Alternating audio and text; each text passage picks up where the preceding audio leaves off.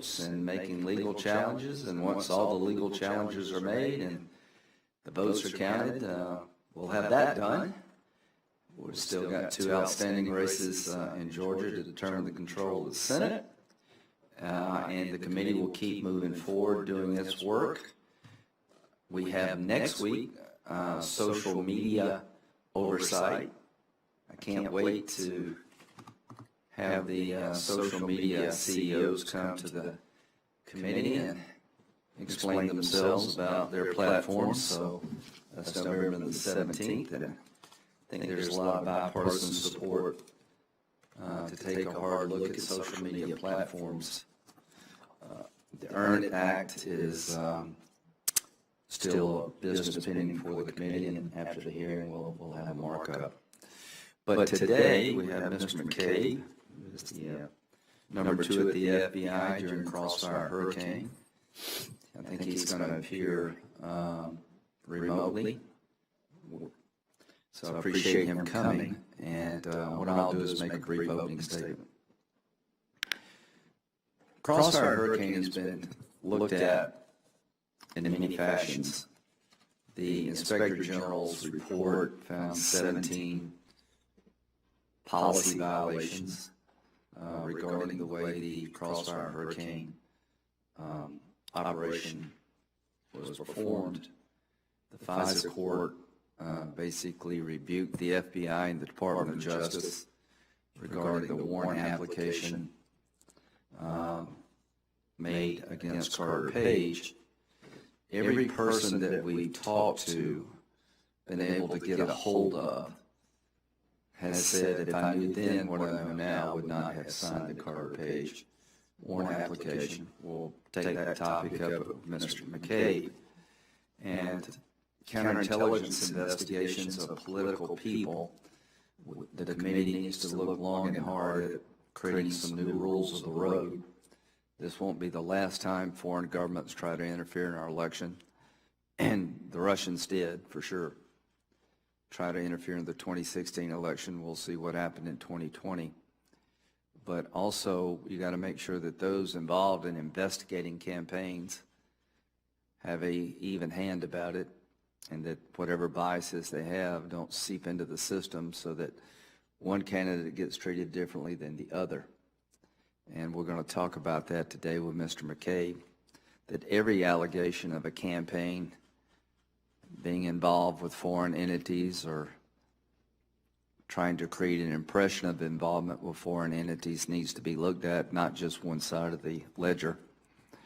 And I look forward to asking Mr. McCabe, did the FBI live up to that when it came to Crossfire Hurricane, and try to find out how the system got so off the rails when it came to Mr. Page and the warrant application. So with that, I will turn it over to Senator Feinstein. Thanks very much, Mr. Chairman. I appreciate your comments on the election. I think we all should be heartened by the record participation and the dedication of our poll workers and state election officials, and certainly on this side of the aisle, and I hope on the other side too, in the results. So we thank you for calling this hearing. It's part of your examination of Crossfire Hurricane, and that's the FBI investigation into Russian interference in the 2016 election. Special Counsel Mueller took control of that investigation when he was appointed in 2017. He concluded that there was foreign interference in the 2016 election. He found that Russia interfered, quote, in sweeping and systematic fashion, end quote. He also uncovered numerous contacts between members of the Trump campaign and individuals linked to Russia, and he determined that the campaign knew about, welcomed, and, quote, expected it would benefit electorally, end quote, from Russia's interference. The Senate Intelligence Committee, on which I sit, confirmed Mueller's findings in a bipartisan report. The report details Russia's 2016 interference and how Trump campaign members were involved. That includes campaign manager Paul Manafort, whose ties to Russia made him, in the committee's words, quote, a grave counterintelligence threat. These investigations make clear that the FBI was right to investigate Russian election interference and the Trump campaign's ties to Russia. Inspector General Michael Horowitz also confirmed that the FBI was right to investigate. After a 2-year investigation, he concluded that the FBI was justified in opening Crossfire Hurricane and that there was no evidence that the political bias impacted the Bureau's work. None of the 14 witnesses the committee has heard from during the chairman's investigation have provided evidence to the contrary. So, where are we? More than 4 years have passed since the FBI opened Crossfire Hurricane, and multiple investigations have confirmed that the FBI was correct to do so. So I think, Mr. Chairman, it's time to turn the page on Crossfire Hurricane. I'm grateful to FBI Director Wray and the career men and women of the FBI who worked hard to secure our country and its elections. They include FBI Deputy Director Andrew McCabe, who I look forward to hearing from today. Thank you very much, Mr. Chairman. Thank you very much, Senator Feinstein. Is Mr. McCabe, are you with us? Mr. McCabe?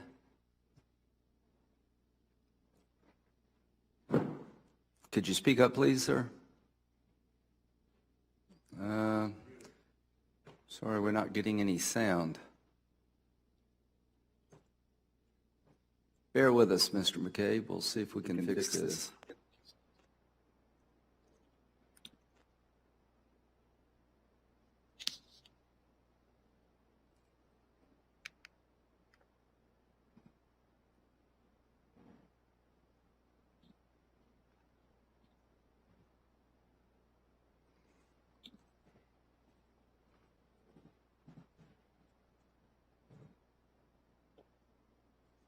Hello, can you hear me now? Yes, thank you very much, very much. Loud and clear, please. Could you raise your right hand? Yes, sir. Do you solemnly swear that the testimony you about to give this committee is the truth, the whole truth, and nothing but the truth, so help you God? I do. Thank you, Mr. McCabe. Would you like to say anything? Would you, or just? Yes, sir. I have an opening statement that I would like to read. Please, go ahead. Okay. Chairman Graham, Ranking Member Feinstein, and distinguished members of the committee, thank you for giving me the opportunity to testify today. I had the privilege to serve as an FBI agent for over 21 years. From my first assignment working Russian organized crime in New York City to the last years I spent as deputy director at FBI headquarters, I worked with the greatest people on earth. Men and women who've dedicated their lives protecting the country as agents, analysts, and professional staff members of the FBI.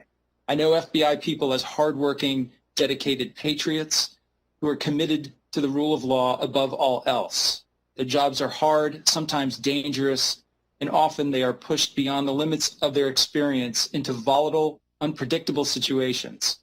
FBI personnel are not perfect, but when they make mistakes, they submit to the rigors of oversight and remain committed to learning and getting it right the next time.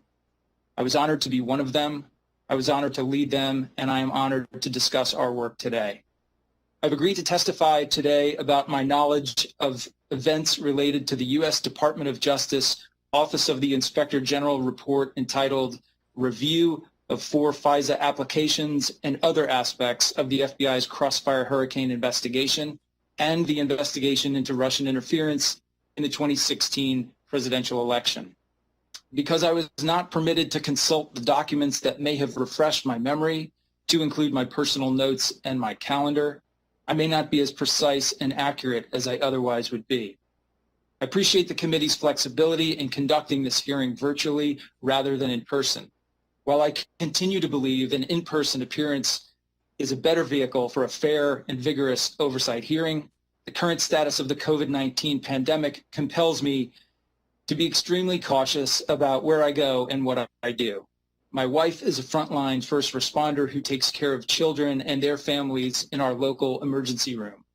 I try to avoid unnecessary chances of potential exposure that might put her at risk and possibly endanger her ability to continue caring for our community. In July of 2016, the FBI initiated an investigation codenamed Crossfire Hurricane to determine whether an individual or individuals from the Trump presidential campaign might be coordinating with the Russian government to interfere with our 2016 presidential election. The concerns that led to our initiation of this case are well known. In the fall of 2014, the FBI had begun tracking cyber actors affiliated with Russia who were targeting U.S. political institutions, academic think tanks, and other entities. In the spring of 2016, this activity intensified as new Russian cyber actors invaded computer networks at the Democratic National Committee. At the time, we did not know what they planned to do with the information they were stealing from the DNC, but soon we found out. In July 2016, Russian intelligence agents, acting through the online alias Guccifer 2.0, published hundreds of thousands of emails and other information stolen from the DNC with the intent of damaging Hillary Clinton on the eve of the Democratic National Convention. This malicious use of stolen information signaled a new level of hostility directed at the heart of American democracy. Several months before this release, and unknown to the FBI at that time, a foreign policy advisor to the Trump campaign, George Papadopoulos, informed a diplomat from a friendly foreign government that the Trump campaign had, quote, received indications from the Russian government that it could assist the campaign through the anonymous release of information that would be damaging to Hillary Clinton, close quote. It was only after the DNC information was publicly released in July that the diplomat communicated the content of his conversation with Papadopoulos to the United States government. So what did we know in July 2016? Well, we had known for almost 2 years that the Russians were targeting our political institutions in cyberspace. By the spring of 2016, we knew the Russians had stolen information from the DNC. By July, we knew the Russians had used that information in a manner designed to hurt Hillary Clinton's chances in the election. And then we learned that before the Russians attacked us, an individual from the Trump campaign may have known the attack was coming. FBI policy sets the threshold for opening a full field investigation as the moment when you have information or articulable facts that indicate a threat to national security might exist or that a federal crime might have been committed. In July of 2016, we had both.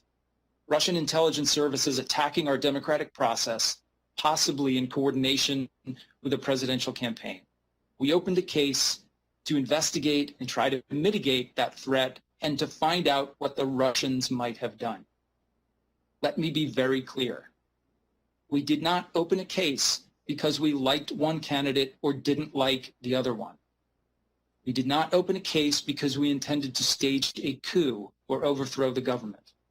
We did not open a case because we thought it might be interesting or because we wanted to drag the FBI into a heated political contest. We opened a case to find out how the Russians might be undermining our election. We opened a case because it was our obligation and our duty to do so. We did our job. The OIG's review of 4 FISA applications and other aspects of the FBI's Crossfire Hurricane investigation details a significant number of errors and failures related to the FISA applications in this case.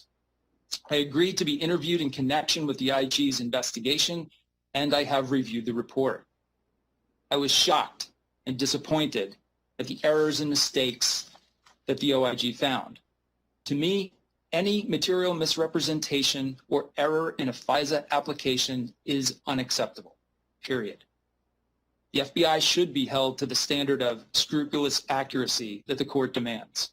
FISA remains one of the most important tools in our country's efforts to protect national security.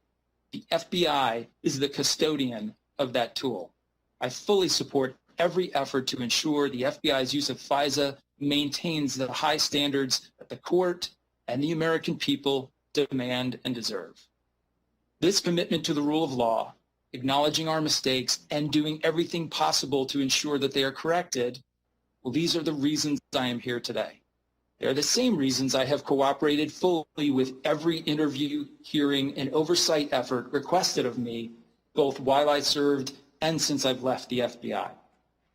I have provided testimony to 4 different congressional committees on these and related matters. I've been interviewed in connection with the special counsel's investigation, as well as 3 separate DOJ OIG investigations, submitting to questioning and reviewing documents over the equivalent of 7 full business days. In an effort to provide this committee with the most complete, accurate testimony possible, I requested the FBI allow me to review some of my former materials, including my calendars and personal notes. That request was denied. Fortunately, the broad scope of these matters and the passage of time makes many of the details of our work hard to remember. I will do my best to answer your questions today, but I will not speculate or guess about details and facts that now remain beyond my reach without the benefit of refreshing my recollection. Based on the recent testimony of the current FBI director and other intelligence officials, it seems that many of the same signs of malevolent Russian targeting that concerned us in 2016 were seen in the run-up to the election we just completed. As both a former career law enforcement officer and a senior intelligence officer, Mr. McCabe, you had a 5-minute opening statement. We're at 8 minutes and 40 seconds. Could you please wrap up? Yes, sir. I cannot stress enough the importance of focusing your efforts and the attention of this nation on the dangers of foreign influence on our election. The Russians were successful beyond their wildest imagination in accomplishing their goals in 2016. Their successes serve as an encouragement to other hostile nations intent on undermining our security, safety, and stability. The Russians and others will be back. Please do not let the recent calm of the 2020 election lure the nation into a false sense of security. It is up to you to ensure the nation recognizes the magnitude of the threat posed by foreign actors and takes sufficiently aggressive steps to address it. With that, I'm happy to take your questions. For the record, before I begin my questioning, one of the reasons that he's not able to review his notes is that the FBI did not want him to have access to classified information. I promised Mr. McCabe we would not go into the details of his dismissal, but I don't want anybody to have the belief that this committee chose for him not to have access. It was his former employer who made that decision. Now, very quickly, did anyone from the Trump campaign wind up being prosecuted for colluding with the Russians?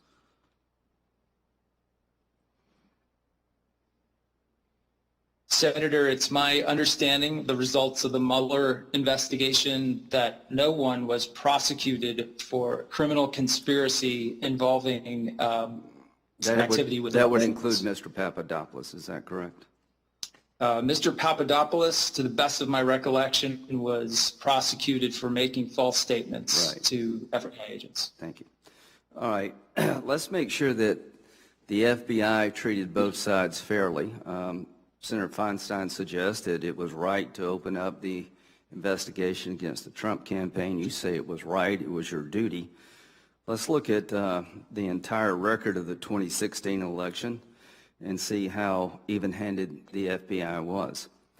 On September the 7th, 2016, the CIA, now not the Australian ambassador to the United Kingdom in London, but our CIA sends an investigative lead over to the FBI, and they informed the FBI of U.S. presidential candidate Hillary Clinton's approval of a plan concerning U.S. presidential candidate Donald Trump and Russian hackers hampering U.S. elections as a means of distracting the public from her use of a private mail service. How many agents were assigned to investigate that?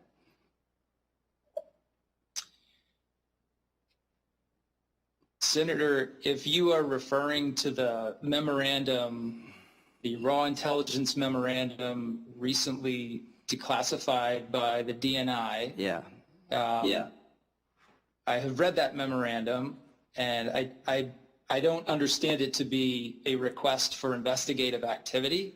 I'm not aware that any agents were assigned to investigate the information. Wait a minute, time out. You get a memo, an investigative lead is what the CIA calls it, alleging that Hillary Clinton had just signed off on a plan to tie Trump to Russia for political purposes.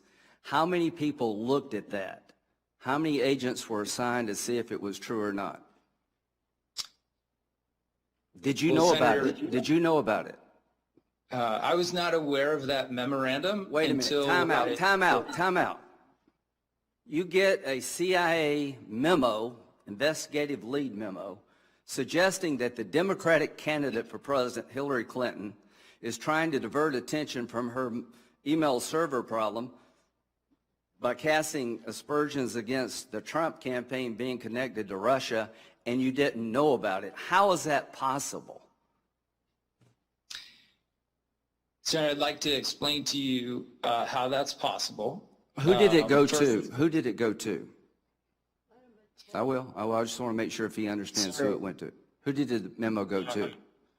I read the memo recently. My understanding it went to Director Comey and was also to the attention of Peter Strzok. That memorandum that you're referring to, as I read it, is in response to an FBI request, oral request, for an update of the sort of information that the Crossfire Hurricane Task Force was reviewing about Russian activity in the campaign. That's from my best recollection. That's what the I'm third paragraph here to says. tell you that that's not what happened. Is that the CIA, and we've got the documents, sent to the FBI information suggesting that Hillary Clinton had approved of a plan to link Donald Trump to Russia for political purposes, and it went to Peter Strzok. Do you believe Peter Strzok was fair-minded when it came to the Trump campaign? Senator, my experience is working with Peter Strzok. Yes, I believe he was fair in the decisions that he made and the work that he did. So do you object to Mueller relieving him from the investigation because of the emails show that he hated Trump's guts? My recollection stirs that we removed Peter from that team because of the ongoing investigation. Did you remove him, or did Mueller remove him? We had conversations on the evening that I was first shown the text messages between Mr. Strzok and Ms. Page, and we made the decision to remove him, and we reached out to Director Mueller's team, and they agreed with that. That's my recollection. So you believe that Peter Strzok was on the up and up. Was it ever suggested to you by Mr. Precept that Mr. Strzok should not be involved in this investigation because of his relationship with Lisa Page? Senator, I remember discussing with both Mr. Precept and Mr. Steinbach. So here's probably here are the facts. Precept suggests that Strzok not be involved. You overrode him. And here's what we know about Strzok and Page. Page, March 3rd, 2016. God, Trump is a loathsome human. Oh my God, Strzok. Trump's an idiot. He's awful. Strzok. God, Hillary should win 100 million to nothing. August 2016. Page. He's not ever going to become president, right? Strzok. No, he won't. We'll stop it. So is it your testimony under oath that you think Peter Strzok had no biases against Trump? Senator, it is my testimony under oath that the work that I saw Peter Strzok do on the Crossfire case and on other cases. Why didn't he tell you? Go ahead. Senator, I'm having a hard time finishing an answer. I don't know please, if it's please finish. Connection or what. Please finish. So I was simply stating that the work that I saw Peter do on this case and other cases From that work and the decisions he made, I did not see any indications of political bias. How do you explain to the American people that when the FBI received a memo from the CIA alleging that Hillary Clinton had signed off on a plan concerning U.S. Presidential Donald Trump and Russia hackers hampering U.S. elections as a means of distracting the public from our use of a private mail service, that you did nothing? Should Peter Strzok have told you about this? I can't explain to you, Senator, what Peter Strzok or Director Comey thought about that memo at that time. Should you have been notified? What I can say, Senator, wait a minute. is No, that, wait a minute. I No, mean, no, please. I want to get into this. Everybody is saying that you had the right to open up an investigation against Trump based on the U.S. ambassador, the Australian ambassador to the United Kingdom who heard a conversation in a bar. What you're telling this committee, when the CIA informs the FBI about a plan signed off by Hillary Clinton to link Trump to Russia, nothing was done. Is that what you're saying? There was no investigation of that allegation at all?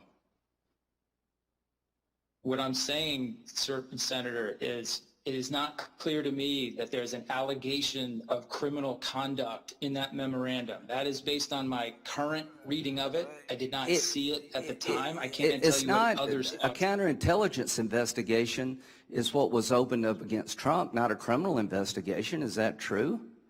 Papadopoulos was a counterintelligence investigation.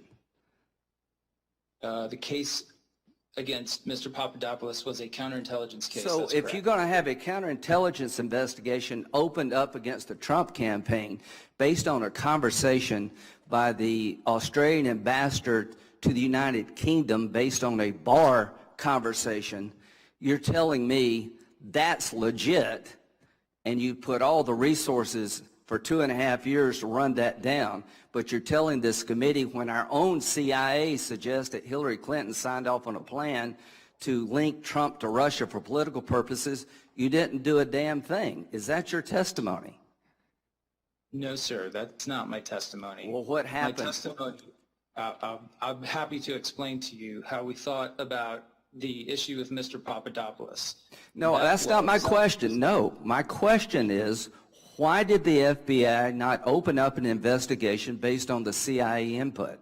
The CIA is telling the FBI that they have information that Hillary Clinton signed off a plan to deflect attention for her and put Trump in a bad light regarding Russia. That came in September 2016. You didn't know about it, apparently. Can you explain to this committee and the American people why the FBI did nothing regarding that allegation? I cannot, sir, explain to you what Peter Strzok or anyone else thought about that at the time, but I can explain to you that the information in that memo. I accept that you believe that Mr. Papadopoulos should be looked at. I'm not arguing with you. I don't understand how you can tell how the FBI operated. You've got a tip from an Australian ambassador to the United Kingdom talking about a bar conversation with Mr. Papadopoulos about Russia hacking, and that leads to 2.5 years of turning the country upside down. Your own CIA informs the FBI in September that they have information that Hillary Clinton herself signed off on a plan to divert attention from her email problems to Trump by linking him to Russia for political purposes. And Mr. Strzok never told you about it. The FBI never opened up an investigation. They never hired one agent. That really is disturbing to a lot of us. Now, let's go to the warrant. In June 2017, did you sign off on the Carter Page warrant application? In June of 2016, yes. 17, I'm sorry. 17, I'm sorry, 2017. Okay. Did you know at the time that the CIA had warned the FBI on numerous occasions to be careful using the Dossier? It was internet rumor. I did not know that at the time, and I don't know that now. Okay. Well, we got a list of, list of CIA informs the FBI that Carter Page had been approved as an operational contact from 2008 to 2013. Did you know that the CIA had told the FBI that in August of 2017? No, sir. The reason that's important, that would explain why Mr. Page was actually talking to people he claimed to be talking with. Did you know, did you have a conversation with Mr. Orr about the reliability of Christopher Steele? I had a conversation in October of 2016 with Mr. Orr about his interactions with Mr. Steele. Did he tell you should be concerned and be careful? I don't remember him saying I should be concerned or be careful, no. In the fall of 2016, this is his testimony to the committee. You put Mr. McCabe on notice. Hey, you need to watch this. You need to verify. I certainly gave him the same caveats, and the caveats were that Steele hated Trump. Yes, your concerns. Yes. What did he say when you told him that you were concerned about you need to be careful, for lack of a better term? I think he understood because he also worked on Russia criminal matters. So we have Mr. Orr under oath saying that expressed concerns to you, Strzok, and others about the reliability of Mr. Steele. You don't remember that? Senator, I don't remember the specifics of our conversation. However, we were engaged in trying to determine and verify the statements in Mr. Steele's reporting at that time. So we were certainly concerned about those things. Were you aware of the subsource interview in January and March to the FBI? I was aware that an individual who our team thought of as one of the primary subsources had been identified and that they were interviewing. Did they tell you about the substance of those interviews? Not in detail. So you didn't know that in January the subsource tells the FBI he had no idea where some of the language attributed to him came from. His contacts never mentioned some of the information attributed to them. He said he did not know the origins of other information that was supposedly from his contacts. He did not recall other information attributed to him or his contacts. Still used incorrect source characterizations for the primary subsource's contacts. That in March he said he never expected Steele to put his statements in reports or present them as facts. The statements were word of mouth and hearsay, conversations had with friends over beers, or statements made in jest that should be taken with a grain of salt. Was any of that ever communicated to you? No, sir, not that I can recall. If you knew then what you know now, would you have signed the warrant application in June of 2017 against Carter Page? No, sir. Okay. Finally, who is responsible for ruining Mr. Carter Page's life? If it's not you, if it's not Rosenstein, if it's not Comey, if it's not Sally Yates, who's responsible for putting together the information provided to the FISA court that was completely devoid of the truth, lacking material facts, completely represented what Mr. Page did and how he did it? Who should we look to for that responsibility? Well, sir, I don't agree with the way that you've characterized the That's entirety. what the court said. I think, as the IG pointed out in the conclusions of their report, Who's responsible, Mr. McCabe? every person. Everybody's who played a role, responsible, but nobody's responsible? Sir, it would help if you'd allow me to finish my answer. I think it might be easier to understand. Okay. The question is, who's responsible? And I think that we are all responsible for the work that went into that FISA. I am certainly responsible as a person in a leadership position with oversight over these matters. I accept that responsibility fully. Did you mislead the FISA court? I signed a package that included numerous factual errors or failed to include information that should have been brought to the court. And what should be done? What should be done to you and others? Well, Senator, I think we are doing that with this process. I think our efforts should be focused on figuring out how these errors took place and ensuring that they don't happen again. That starts with those who committed the problem being held accountable. Senator Feinstein. Well, Mr. Chairman, I hope, you know, this is difficult. It forces one hearings open, and then they get opened, and reports get done, and then they get castigated for doing it.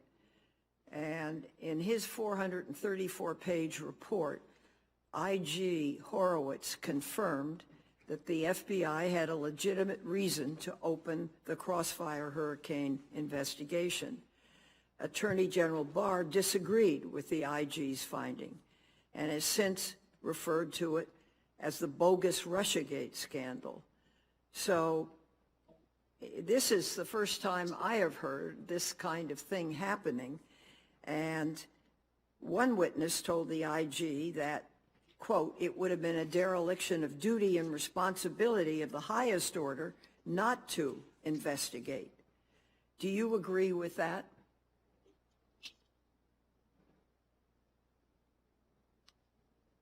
I'm sorry, Senator, I absolutely agree that it would have been a dereliction of duty for us to not initiate the Crossfire Hurricane investigation in the way that we did.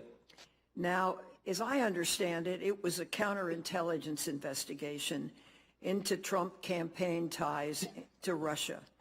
You opened a counterintelligence investigation into Trump himself after he fired former FBI Director Comey and linked Comey's termination to the Russia investigation. I don't know whether that's true or not. I'd like to know. You have said that if the FBI failed to open an investigation into Trump under those circumstances, we wouldn't be doing our job. I believe you said that on 60 Minutes. So I think it's pretty clear opening a counterintelligence investigation into a president is an extraordinary step. Why did you see it as necessary under those circumstances? Well, Senator, there were a lot of things that were concerning us as we went through the opening and the process of investigating. Please say what they were. I think it would be helpful to this conversation. Sure. So we knew that the Russians had been targeting us. We had reason to believe, because of the friendly foreign government information, that the campaign had been aware of that and might have coordinated with them in those activities. So that's why we initiated the Crossfire investigation. After, as we proceeded with that investigation, we had a series of alarming, Director Comey had a series of alarming interactions with President Trump, in which it became pretty clear to us that he did not want us to continue investigating what the Russians had done. He actually asked at one point that we stop investigating General Flynn. He then fired Director Comey.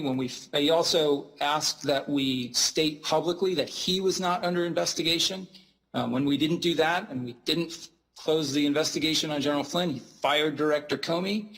He then stated publicly that he'd fired Director Comey thinking about the Russians. He then told the Russians that he had fired Director Comey and that had relieved a lot of pressure that had been on him. So we had many reasons at that point to believe that the president might himself pose a danger to national security and that he might have engaged in obstruction of justice if the firing of the director and those other things were geared towards eliminating or stopping our investigation of Russian activity. So what was found on that point? Well, that's the point, Senator, in which we handed the investigation on the first four people and the investigation of President Trump and the investigation of former Attorney General Sessions over to the special counsel team. And I think, we all know what happened. The conclusion of that investigation, the details that are provided in the Mueller report, I think provide pretty solid results that verify and that our concerns were valid. So I'm very confident in the work that the special counsel did. And I think it proved that our concerns at that time were legitimate. Would you go into some of those concerns and what the report showed? Sure. So we opened the initial Crossfire hurricane investigation because predominantly the statements of George Papadopoulos, which indicated that people, maybe Mr. Papadopoulos, maybe others affiliated with the campaign might be coordinating with Russia. My recollection of the results of the special counsel's investigation is that they found, I think it was over 100 different connections between people affiliated with or part of the Trump campaign and Russians or people affiliated with the Russian government or Russian intelligence services. So clearly our concern that there might be connections here that we should be looking into to ensure there's no danger to national security was proven true. On the obstruction of justice side, I think as is well known, Director Mueller concluded that he could not indict or seek an indictment of a sitting president due to Department of Justice policy. However, the volume 2 of the Mueller report lays out in pretty excruciating detail at least 10 different categories of behavior or activity that the president engaged in. And I think, to the best of my recollection, in at least 8 of those categories, the elements of the offense of obstruction of justice, evidence to prove each element of the offense of obstruction of justice, are present in those categories of behavior. So it's a bit legalistic, and I apologize for that explanation, but it is a fairly compelling case that the president was, in fact, engaging in behavior that you could easily categorize as obstruction of justice. So once again, our concern that the president might be obstructing justice was verified by the results of the Mueller report. Thank you. Thank you, Mr. Chairman. Senator Cornyn. Mr. McCabe, I revere the Department of Justice. I revere the FBI. But what's happened over the last 4 years has revealed an FBI gone rogue that has interfered with not just one candidate, but with 2 candidates for President of the United States, starting with Hillary Clinton. And then, of course, the investigation of the current president, Donald Trump. How is it that the FBI decided to interfere in the election of not just one, but 2 candidates for President of the United States? Well, Senator, I don't agree with your characterization of our work as having gone rogue. And I would also say that at no time while I was in the FBI did we make a decision to interfere in any presidential election. Did you participate in the discussions leading up to the July 5th, 2016 press conference that Director Comey held on the email investigation? Did you agree with that, and did you support his decision to go public with that announcement? Senator, I was a part of those decisions at the time. I supported it at the time. I feel very differently about it now. I'm happy to go into detail about that if you'd like. And you understand that while you thought that firing the FBI director may be some evidence of Russian involvement with President Trump, you're familiar with the Rod Rosenstein memo, which was at least in part the reason why Director Comey was fired, correct? I learned of the, yes, I became familiar with that maybe the day that Director Comey was fired. What I don't understand, Mr. McCabe, is your relationship with Director Comey. Did Director Comey know everything you knew, or did you selectively tell him or report to him about things that the FBI was doing? Well, I can't say, Senator, I can't say what Director Comey knew, but I can tell you that Director Comey and I attended numerous meetings together, briefings every day, that it was my practice to discuss all of the major issues that we were dealing with, that I was dealing with Director Comey. So we spoke frequently about most topics. I can't tell you with perfect accuracy everything that we talked about, but we talked a lot. So he was pretty up to speed on what was going on at all times.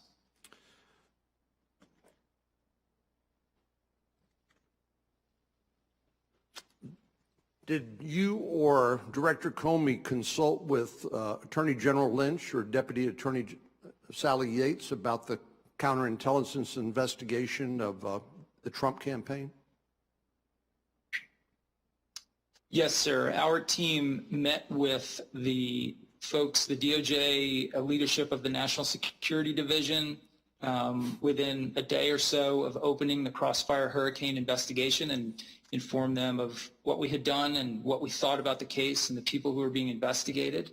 And then Director Comey and I won't speak for Director Comey. I had follow-up conversations with department leadership in the days that followed and many times during the course of the investigation. Mr. McCabe, who should be held accountable for the submission of a Foreign Intelligence Surveillance Act application that contained a lie about Carter Page with regard to his activities on behalf of another agency of the federal government? And who should be held accountable for relying on the now discredited Steele dossier? I think that's the question people would like an answer to. Who should be held accountable? Senator, I think all of the people involved in this work should be and have been held accountable. I feel like the oversight process that we are engaged in now, the participation and cooperation in the efforts of the Inspector General, I think all of these elements of the work that the FBI has done internally to address everything from individuals to processes involved, I think those are all essential steps to ensure that these errors are fixed and that we take appropriate steps not to make them in the future. Well, it's 2020, and these occurred back in 2016. I don't think I certainly don't have any confidence that the people who were responsible for this debacle over the last 4 years will ultimately be held responsible. I hope I'm wrong. So I don't agree with my friend from California that's now a time to turn the page. We need to make sure that nothing like this ever happens again to any candidate or any president, regardless of their political party. I have to tell you, my biggest concern, Mr. McCabe, is if the FBI under James Comey and under your leadership as Deputy Director of the FBI can do this, what they did to Hillary Clinton, a candidate for President of the United States, and can do it to Donald J. Trump, both as a candidate and a current President of the United States, what chance does an average citizen have if they're under investigation by an FBI led by leaders in the fashion that you and Mr. Comey led during the time of these investigations? What confidence can an average citizen have that they would have any chance at all? Senator, I disagree with you. I think that all Americans should and do have great confidence in the FBI today and during the time I was there and before that. The FBI conducts tens of thousands of investigations across all programs every single day. The FBI goes to great lengths to ensure that the rights, constitutional rights of those subjects of investigations, the witnesses we come across, and the sources of information we work with are are protected during the course of those investigations. That doesn't mean that we don't make mistakes. We do. We're an organization of human beings, and people make mistakes. And when that happens, I think we go through a rigorous process to ensure that we don't make those mistakes again. Well, when you make mistakes, other people pay the price, apparently. Let me just ask one final question, Mr. McCabe. On March the 16th, you were terminated by the FBI following an investigation of the Office of Inspector General and the FBI's Office of Professional Responsibility, which found that you had made an unauthorized disclosure to the news media and you lacked candor, including under oath, on multiple occasions. Isn't that correct? Senator, it is correct that I was the subject of a biased and deeply flawed and unfair investigation by the Department of Justice Office of Inspector General. And I've been pretty clear in my vigorous objection to that investigation and its findings and conclusions. I filed a federal lawsuit, and I think I would refer you to the specific comments in that lawsuit. It's not proper for me to discuss the details of that investigation now that it's in front of a federal judge. Thank you. Senator Durbin. Mr. Chairman, anyone across America who tuned into this hearing has a right to be confused. If you were told this is a hearing on a presidential election, it's true, but not the one that occurred a week ago. We are talking about a presidential election campaign 4 years ago. Yes, we are focusing on a presidential election, but we are examining for the fourth time the role of Russians in the 2016 election 4 years ago. And more importantly, we are discussing President Trump's conclusion, despite intelligence evidence to the contrary, that the Russian collusion was a hoax. For this Senate Judiciary Committee, it's all about Hillary. It's all about outgoing President Trump's bizarre theories of justice. This is a last-ditch, desperate undertaking to deal with President Trump's grievances about that election. We've all conceded the point. Carter Page was not treated properly. Both sides of the aisle have said as much. How many more times do we need to say it? I want to say it again today because I still believe it. But what are we actually facing here? What is the state of play in America today that the Senate Judiciary Committee might be interested in? Well, let's take a few items. We did have an election, a landmark moment in history. A sitting president, Donald Trump, who has routinely disrespected the rule of law, undermined democratic institutions, put his own interest ahead of the interest of the American people, ignored science and public health when it comes to this pandemic, and violated basic standards of honesty and decency. In unprecedented numbers, a clear majority of Americans voted to say, that's it, we're finished with you, and replace him with President-elect Joe Biden and Vice President-elect Kamala Harris, incidentally 2 senators who've served honorably on this committee. The election sent a clear message. It's time to stop relitigating issues of the last election. It's time finally to put behind us the divisiveness and vitriol of the Trump era and to bring our fractured country together to address COVID, number one, and put our economy back on its feet.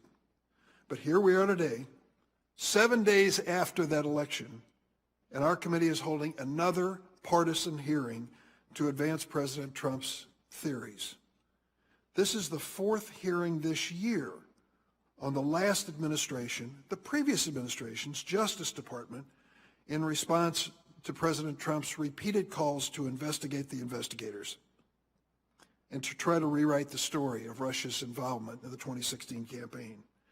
Meanwhile, the Senate Judiciary Committee that we sit on here hasn't held a single oversight hearing on the Trump administration's Justice Department in this Congress.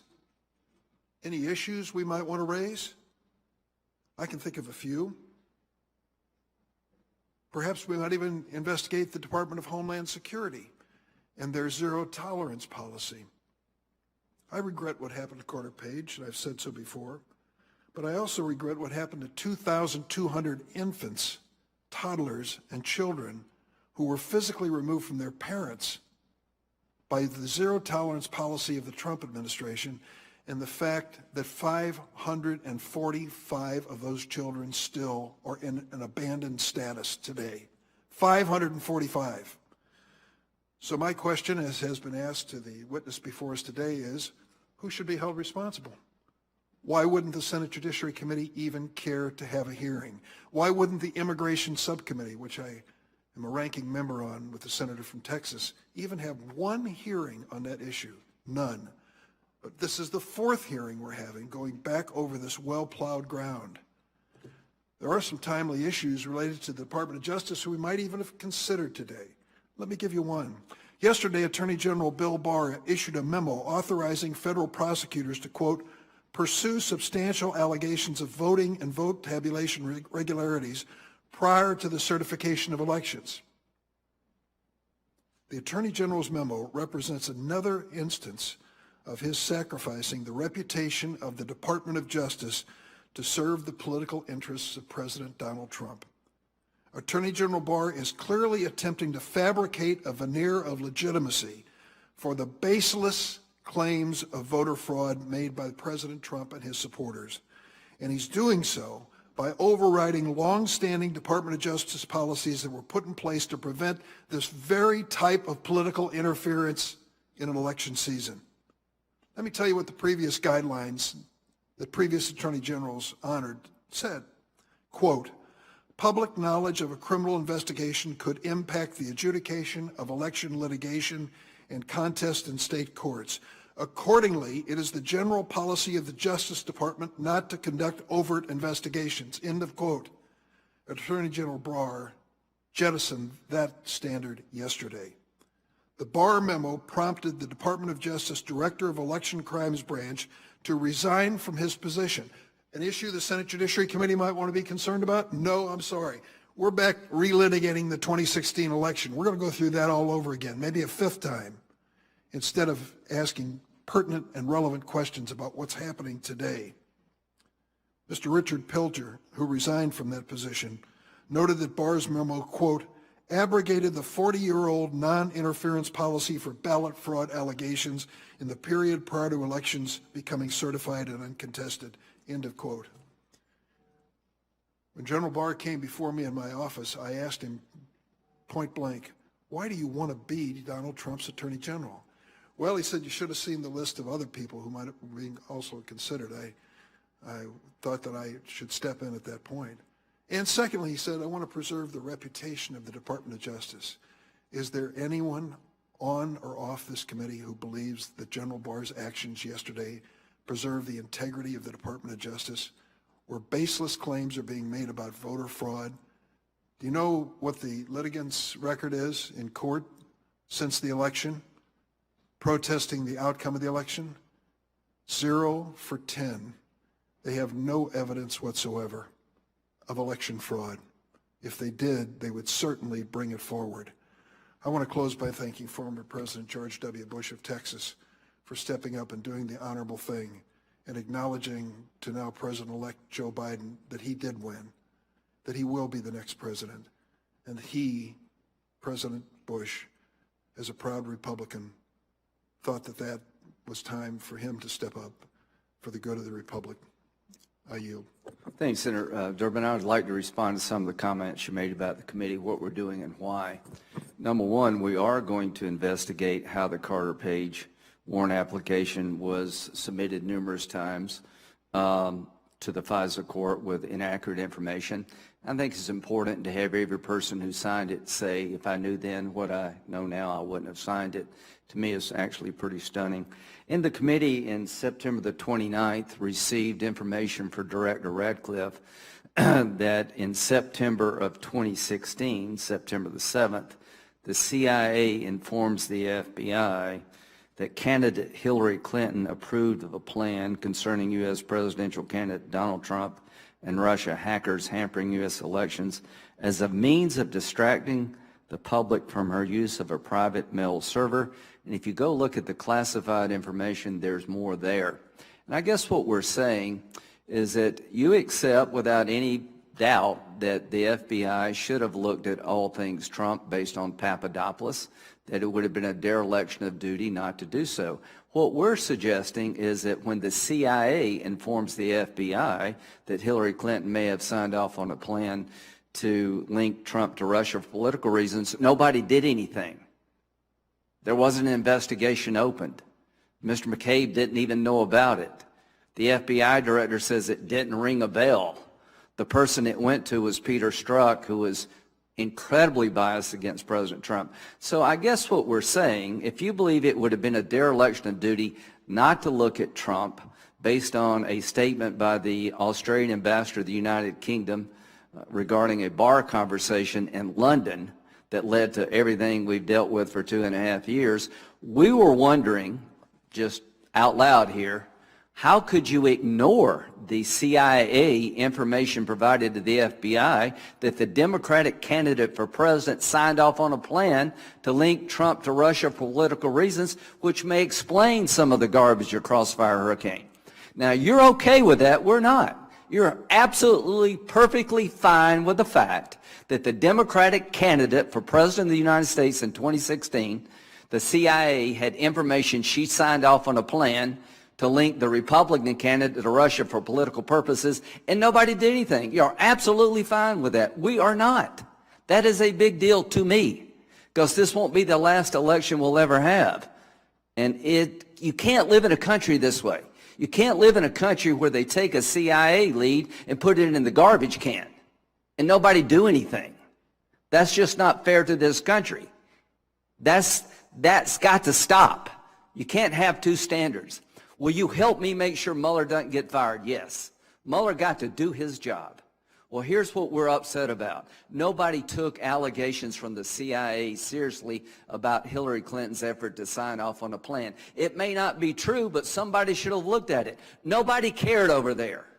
I think most people on this side of the aisle believe that when it came to Clinton and Trump, the FBI and all the people involved with Crossfire Hurricane shut out anything that would change the narrative that Trump was being involved with the Russians. They ignored every stop sign about Carter Page. They kept ignoring information because they wanted an outcome.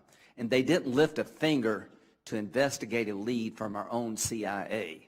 Mr. Chairman? Mr. Chairman, may I respond? Yes, please. Mr. Chairman, what you've just said is so alarming that we should have had somewhere along the way a thorough, nonpartisan investigation of this whole Crossfire Hurricane. Well, it turns out we did. Inspector General Michael Horowitz in December of 2019 found that FBI's Crossfire Hurricane investigation was, quote, opened for an authorized purpose, had adequate factual predication, and was not influenced by bias. FBI Director Christopher Wray agreed. That isn't what President Trump or Attorney General Barr or perhaps members of this committee wanted to hear, so they've tried to reopen that independent IG investigation in every partisan way imaginable, and this is the fourth try in this committee. Enough! Well, with all due respect, Senator Durbin, does it not bother you at all that the CIA tells the FBI of a plan that Hillary Clinton may have signed off on and nobody looked at it? May I jump in? Please. Actually, it doesn't. Okay. And I'll tell you why it doesn't. The FBI is an agency of limited and specific jurisdiction. It has the ability to pursue predicated criminal investigations, and I think we've all agreed that a political campaign choosing to tie politically the opponent to a foreign country is not a criminal act. The Trump campaign tried to do that to Joe Biden with China all through this campaign. It's not a criminal act. And if you're looking at this as a counterintelligence investigation, the obvious difference is that the information that the FBI was receiving about Carter Page and the Trump campaign is that there were contacts between Russian intelligence operatives and Trump campaign operatives. When you have contacts going on, that does light up a flag on a counterintelligence front. And I don't see how anybody could disagree that that's the case. But when you have a campaign making its internal campaign policy to try to say either, well, Biden's too close to China and you can't trust him, or Trump's too close to Russia and you can't trust him, I don't think the FBI has a lot of business interfering in that type of public campaign political debate. And I would bet you that if the FBI was looking at what the Trump campaign said about Biden with respect to China and whether they had a strategy to try to tie Biden to Trump, you would be beside yourself with irritation and anger that the FBI had taken that step. And yet here you're excoriating the FBI for staying away from taking that step with respect to an internal political strategy of the Hillary campaign. Right. I don't see how that gets you to either criminality or the type of contacts with a foreign power that raise counterintelligence concerns. So that's you keep asking this question, there's my answer. Well, let me give you my reply to your answer and we'll get to Senator Lee. In this case, there was no criminal investigation opened. It was all counterintelligence based on a conversation by the Australian ambassador to the United Kingdom with Papadopoulos in a bar, and we got the tapes. And Papadopoulos said on tape, no, I'm not working with the Russians, that'd be treason. They used that snippet to open up what now is called Crossfire Hurricane in the Mueller investigation. I guess the one thing you're overlooking here is that the Steele dossier was prepared by Christopher Steele, who was on the payroll of the Democratic Party. He was working through Fusion GPS that was being paid by the Democratic Party. He created a document that was a bunch of garbage. The State Department calls over to the FBI and says, this guy wants Trump not to win in the worst way. Bruce Orr and a bunch of other people warned the FBI that the Christopher Steele document is suspect at best. The CIA informs the FBI that it's internet rumor. So this is a situation where if the Clinton campaign in fact created this impression that Trump was working with the Russians through Christopher Steele, who was on the payroll, that yeah, maybe that makes it all make sense. Maybe that explains that this dossier was prepared by a political person, by a person on the payroll that was used to get a warrant against an American citizen. This is the first time I know of that opposition research winds up being used by the FBI to get a warrant against an American citizen, a member of the other campaign. I am very sad that the CIA's information about Hillary Clinton signing off on a plan to link Trump to Russia wasn't looked at, because if you had looked at it, that may have explained Christopher Steele in the dossier. Senator Lee. Thank you very much, Mr. Chairman. According to Bill Priestup's handwritten notes from the January 24th, 2017 meeting, a meeting that you, Mr. McCabe, attended, the FBI's strategy with General Michael Flynn was to, quote, get him to lie so we can prosecute him or get him fired. And also, quote, if we can get him to admit to breaking the Logan Act, give the facts to the Department of Justice and have them decide, close quote. Mr. McCabe, is it typical for leadership at the FBI to strategize as to how to get subjects of an investigation to lie, as in this case, in an informal interview without counsel present? Well, I can't, I'm not going to speak for Mr. Priestup's notes, but No, I can tell you. I'm just asking you whether it's typical. I can tell you that it is common to discuss before an interview the many different ways that that interview might turn out. And one of those ways is that the subject or the witness you are interviewing might be deliberately deceptive. And so it is common to think through how you would handle that. Okay. Now, in his 302 interview, Peter Strzok stated, quote, before the interview, McCabe, the FBI general counsel, and others decided agents would not warn Flynn that it was a crime to lie during an FBI interview because they wanted Flynn to be relaxed. And they were concerned that giving warnings might adversely affect the rapport, close quote. Is it normal for FBI leadership to instruct agents to not inform interviewees of their rights in investigational interviews? There is no requirement to tell any witness or interviewee that it is a crime to lie to the FBI.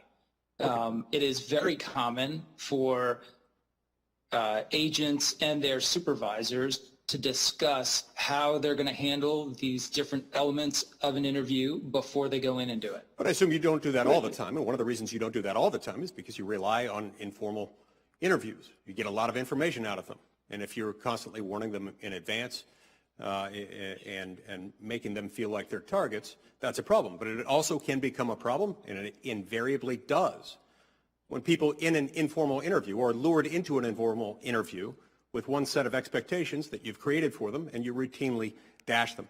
Now, when scheduling the January 24th meeting with General Flynn, you threatened to elevate the issue of Flynn's call with Kislyak to the Department of Justice if he appeared at the interview with counsel.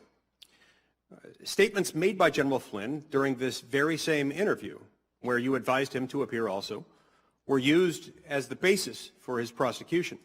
So is it standard practice for the FBI to threaten high-level administration officials if they refuse to appear for interviews without counsel, or at least without somebody from the White House counsel's office?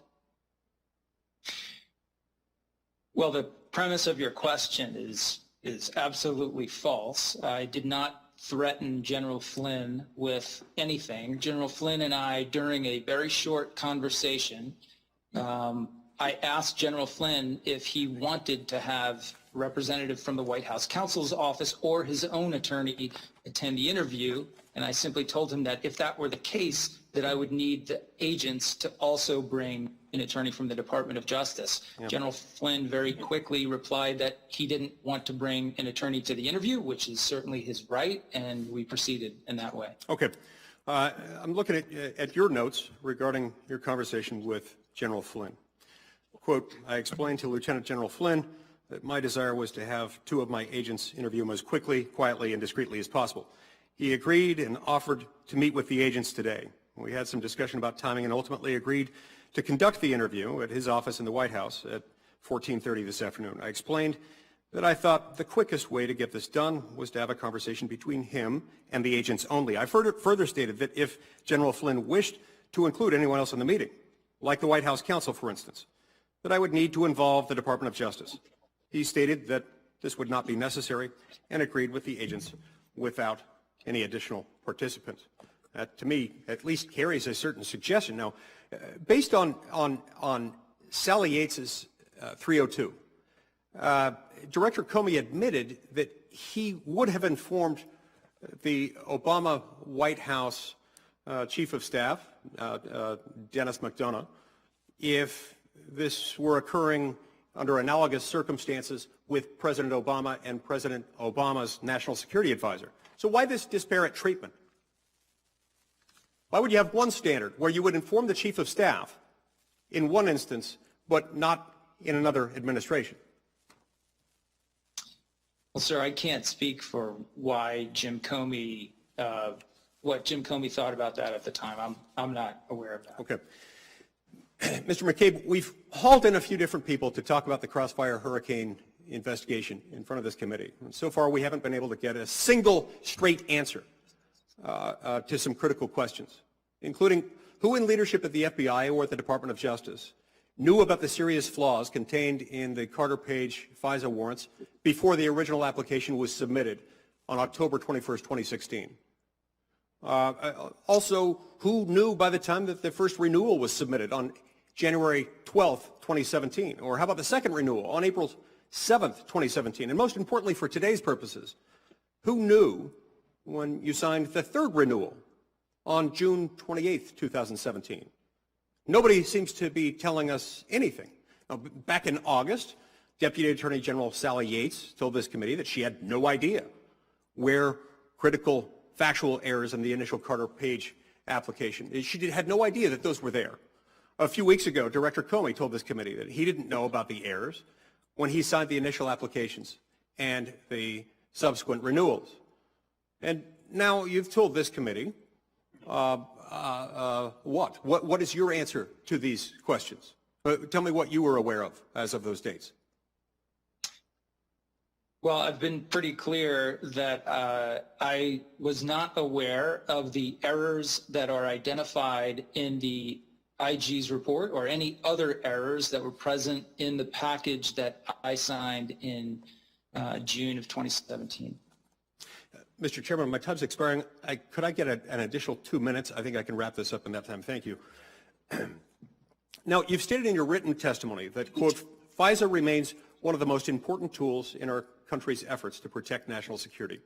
The FBI is the custodian of that tool. I fully support every effort to ensure that the FBI's use of FISA maintains the high standards of the court and the American people that they demand and they deserve. Well, that's all well and good. I like the statement as far as it goes, but I would note, Mr. McCabe, that I've heard this line before. Not just once, I've heard it more times than I can possibly count over the last 10 years while I've been sitting on this committee. In fact, your comments are nearly identical to those that I've heard from FBI official after FBI official, from basically every FBI official who's testified in front of this committee on this issue. Trust us. We're the good guys. And we need these secret surveillance authorities in order to keep you safe. And furthermore, you don't need to worry about them. These aren't the droids you were looking for, because we're the good guys and we require a high level of approval. Well, it turns out, Mr. McCabe, none of the people involved in the high level of approval, those same people who have told me over and over again over the last decade that they were reviewing them and that that's why it was okay, none of them can answer these questions. So that's why we're here again. So I'm asking you now, how are we supposed to tell the American people to have confidence in the secretive FISA surveillance process if, mind you, this is hard to believe, no one in FBI leadership, no one in leadership of DOJ or FBI wants to admit that they were aware of serious flaws in a very high-profile investigation? And what assurances could you possibly give us that the FISA applications targeting everyday Americans, just U.S. citizens, not foreign suspected terrorists, and not even high-profile government officials in the United States, are subject to any stricter scrutiny? They simply can't be. The fact is, the FISA process must be reformed. We can't ask Americans to continue to give the federal government this enormous amount of unsupervised scrutiny and discretion, only to have it abused by this, and only to have the people who are accountable for it say they have no idea how these things happen. I can assure you that your abuse of the FISA process has cost you the trust of the American people. That in and of itself is tragic, and I don't use those words lightly. What's even more tragic is that they've cost a great agency, one that I worked with as a federal prosecutor and for which I've had great respect, and where there are still countless hardworking, honest men and women who earn the FBI's good name every day. Their reputation has been sullied, and the Bureau's ability to do its job has been seriously impaired by these missteps. That's why this structure must change, and I won't rest until it does. Mr. McCabe, would you like to respond? Sure. So I certainly can't respond to things that other people have said to Senator Lee over the last 10 years. I do agree with you that this process, the IG's oversight, the report that they delivered, has uncovered that there are problems with the way, potentially, with the way that the FBI is handling its FISA responsibilities. I think I'm fairly confident in saying that this experience has exposed, to me at least, that we have been overconfident in the process that we've been using for years. We've been overconfident in the oversight that we have been subjecting each FISA package to. And I think that we need to go back and very, thoroughly look at how do we change that process to ensure that the errors and the omissions in these packages that we now know about don't happen again. I agree with you in that respect, Senator. It won't change. We have to change it. It's the law that's the problem. It gives an unfair amount of discretion to human beings who have proven time and again they can't be trusted with it. Thank you. Senator Whitehouse. Thank you, Chairman. First of all, let me just say that given the errors and omissions that everybody concedes and knows were in the FISA warrant, no official would say now that they'd sign that warrant knowing that it had errors and omissions. So that's an obvious question. What I want to make sure of is that it doesn't lead to the wrong implication that because officials wouldn't sign a warrant that they knew to have errors and omissions in it, that had they found out that there were errors and omissions in it, they would have ended the investigation. That is not a logical leap. That is not a correct assertion or a correct implication. What you do is you go back and you clear out the errors and omissions. You take whatever personnel action is necessary against the people responsible for those errors and omissions, and then you proceed with your case with a correct warrant. So let's just make sure that that is clear. I think we agree on that, but I want to clarify that. I also got to say, I've got no objection to us pursuing endlessly the question of this Crossfire Hurricane investigation, but it does irk me that we do this at the expense of other things we could be looking at and should be looking at.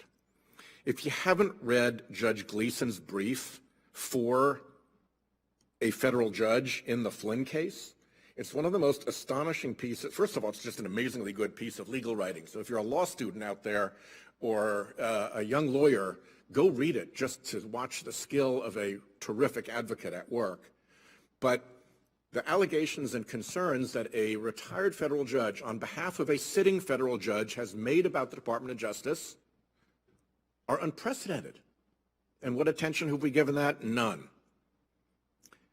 There is very likely mischief behind the antitrust letter that was sent out to auto companies who had the nerve to try to interfere with the fossil fuel industry's scheme to undo vehicle emission standards.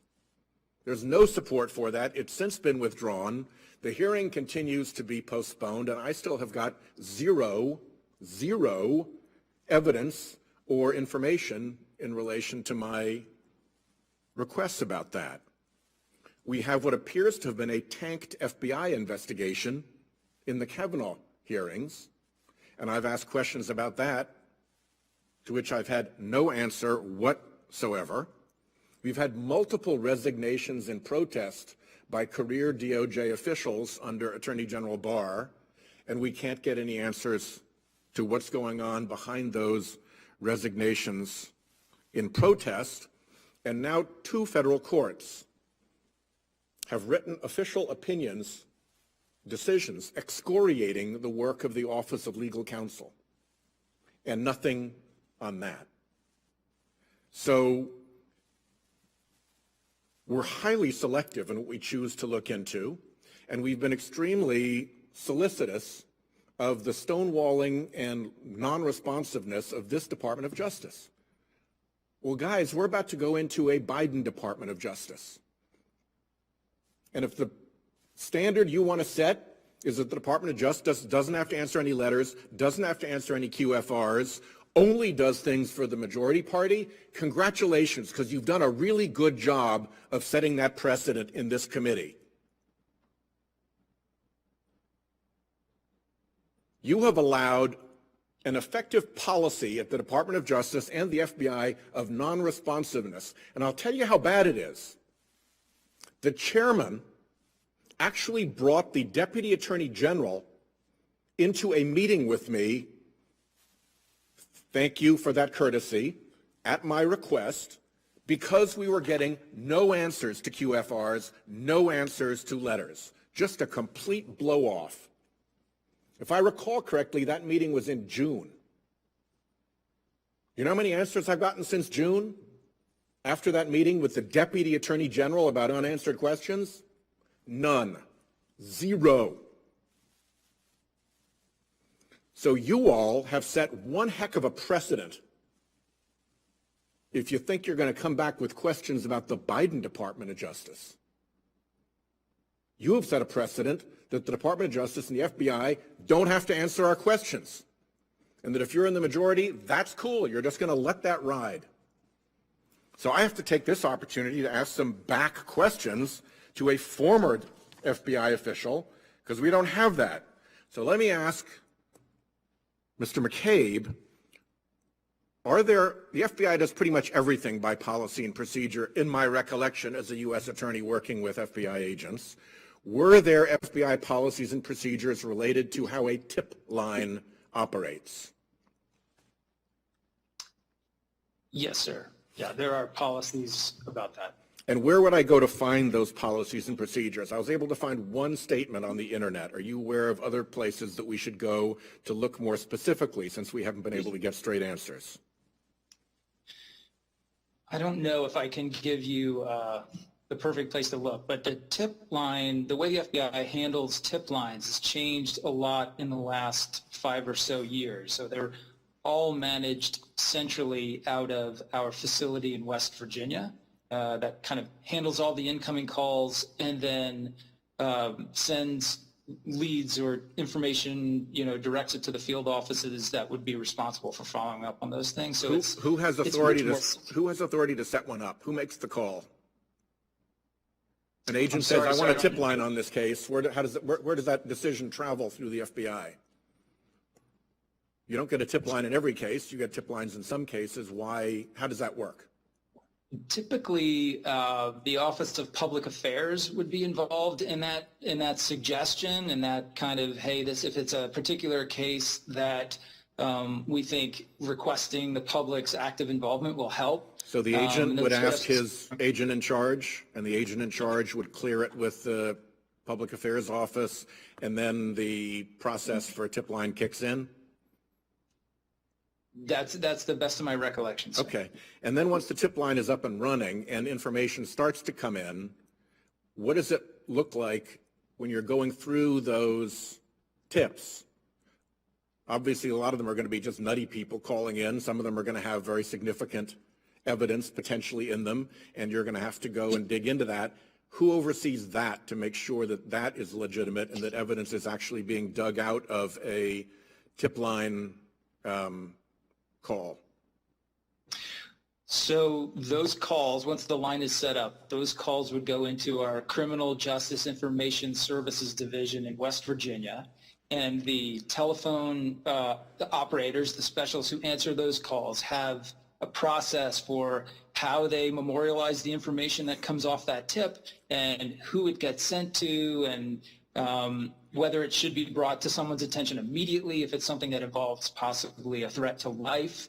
So there are kind of detailed policies around that. I'm not really in a position to be able to tell you great detail about them off the top of my head. Okay, I'm over my time, so let me ask a last very short question, and that is, if an FBI tip line were set up and information were collected through that FBI tip line, and then nobody looked at what had been brought in, it was just all dumped in a file and there was no further investigative work at all, would that be consistent with FBI policy or procedure?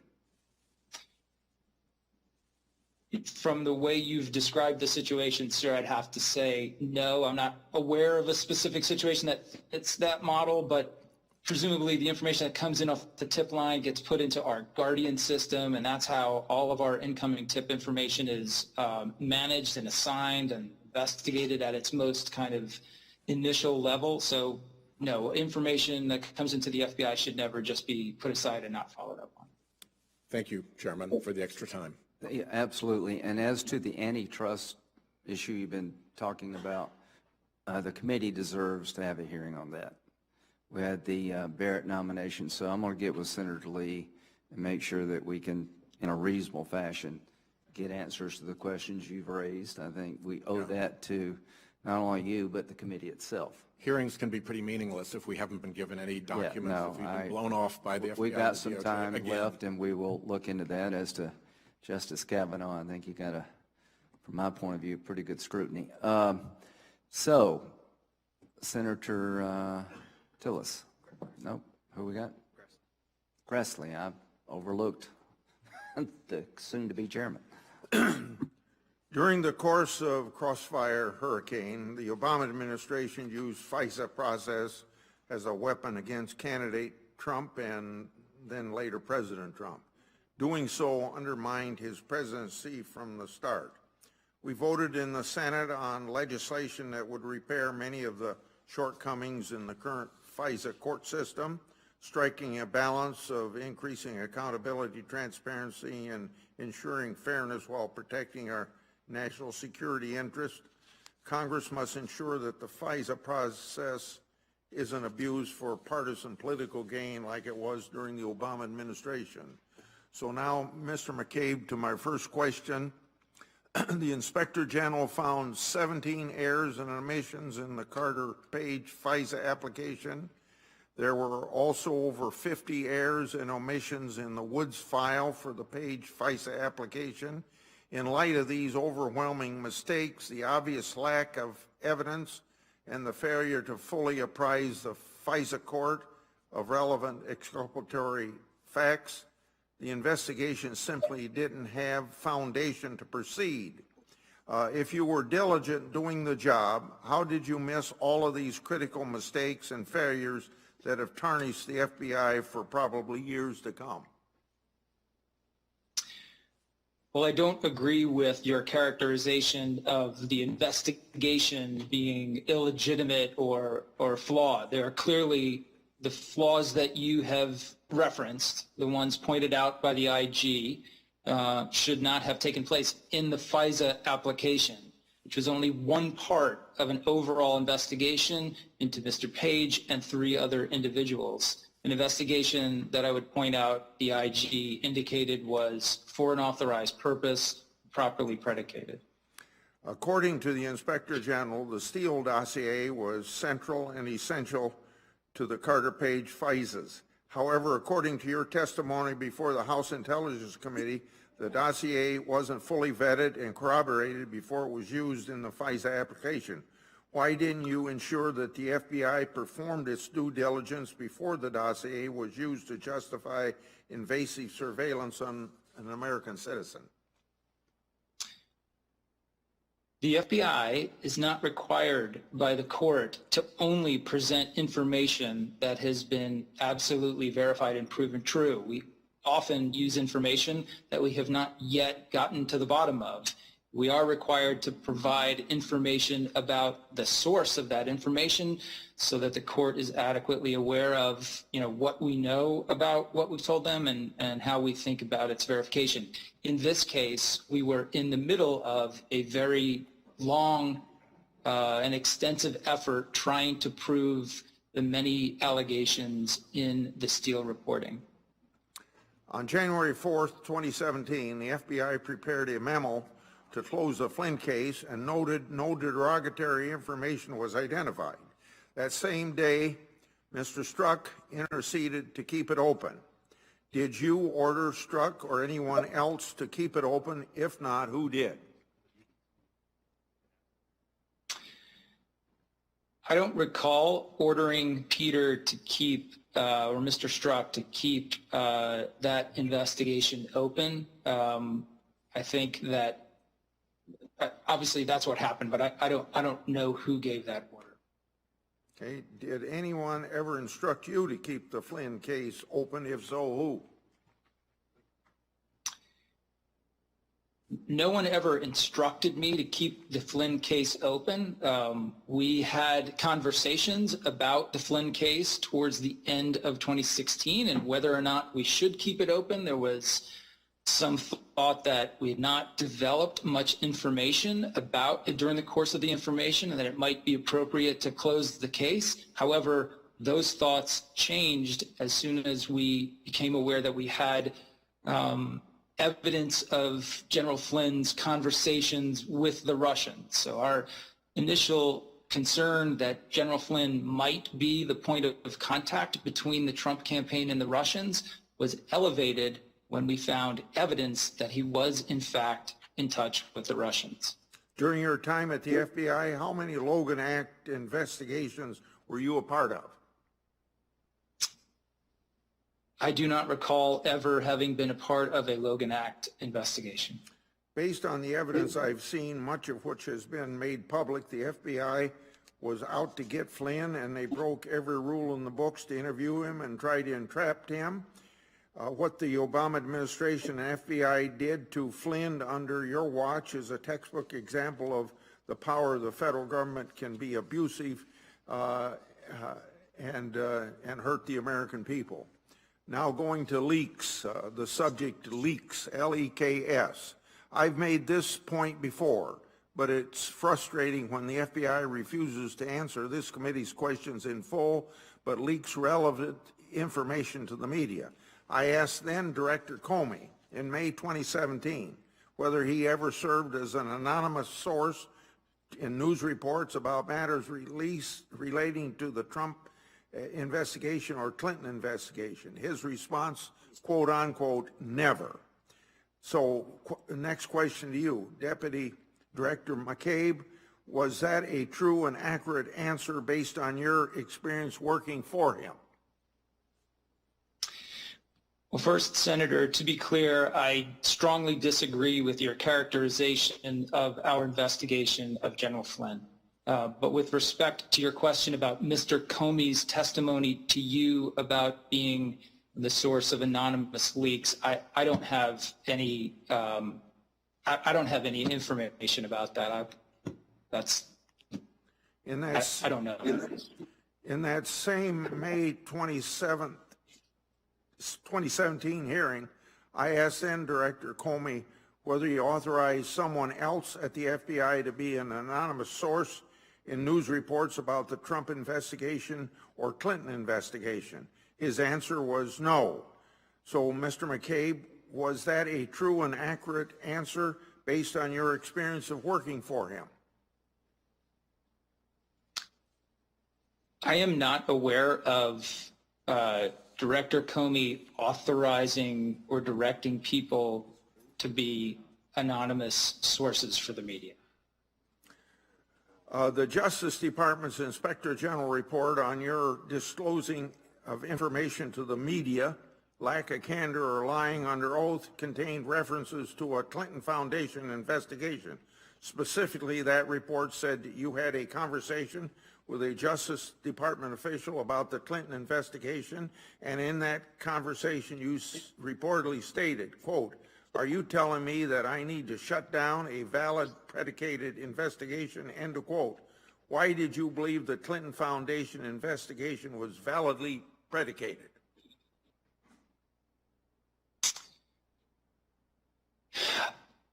Well, I'm not sure I can answer that question because it's first beyond the scope of what we were told I'd be questioned about today, and also it would call for me to reveal information that I'm not sure the FBI, I haven't been authorized by the FBI to discuss. But I would point out, Senator, that the director and the deputy director of the FBI are the only two FBI officials who have the authority and the responsibility to authorize the release of information to the media.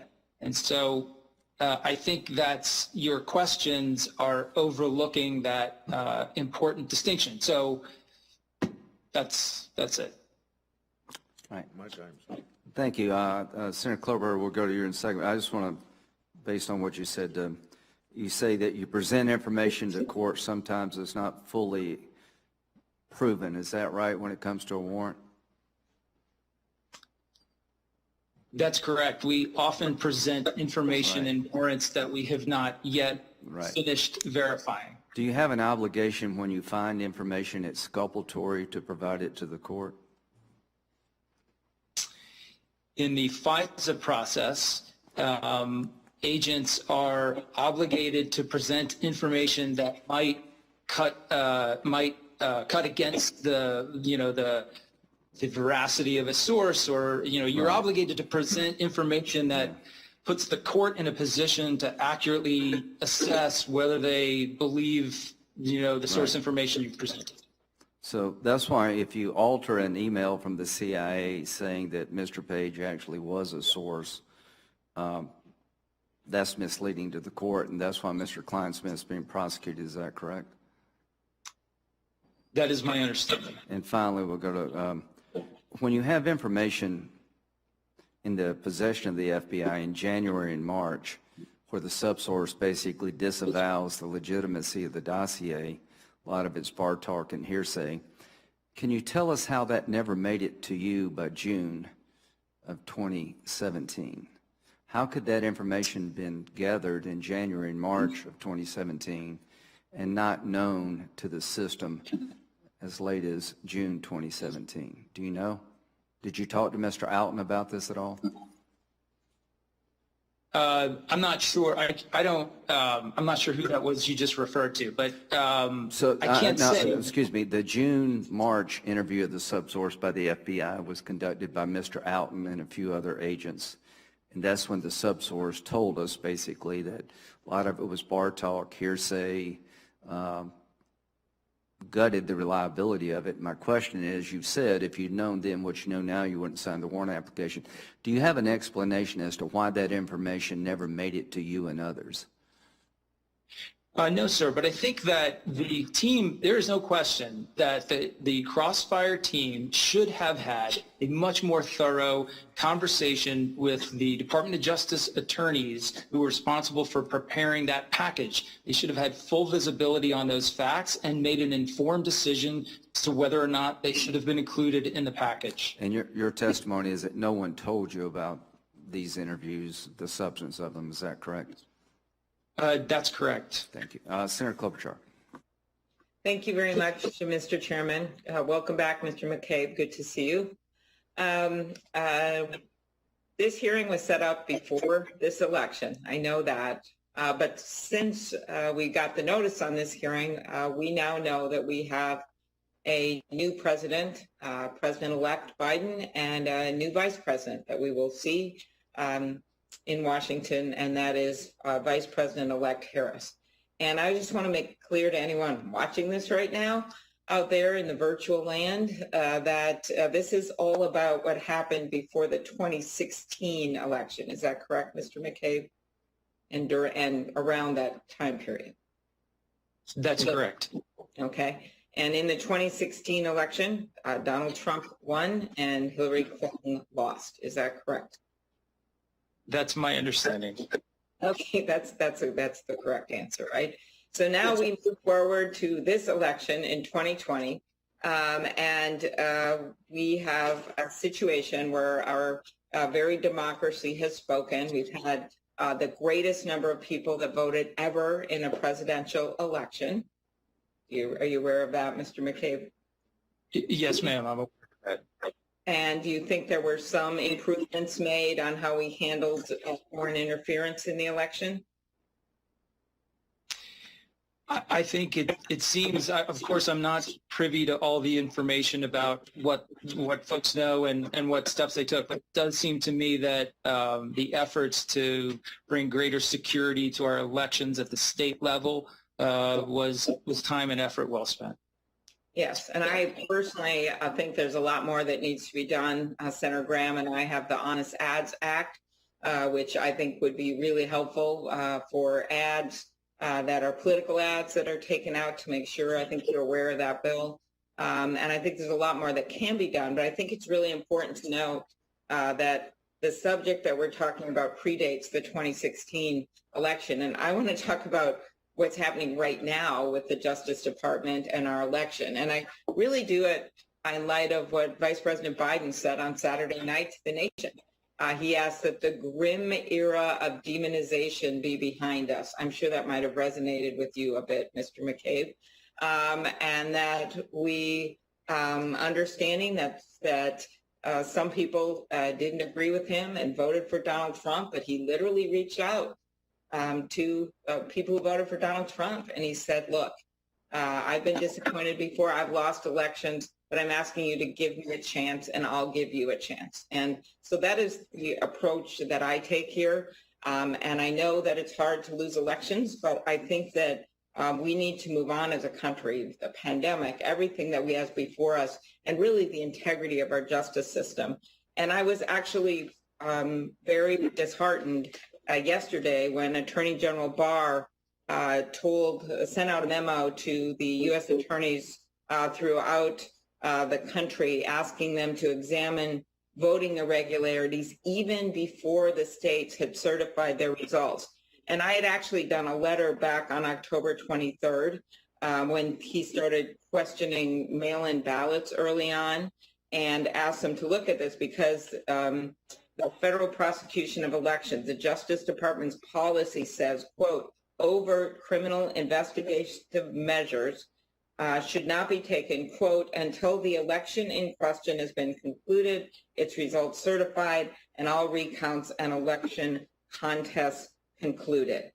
So what happened yesterday is they decided to upend that policy and start getting on this train that there was something wrong with this election, when in fact the Republican Secretary of State in Georgia has stood by their election and says there isn't systematic fraud.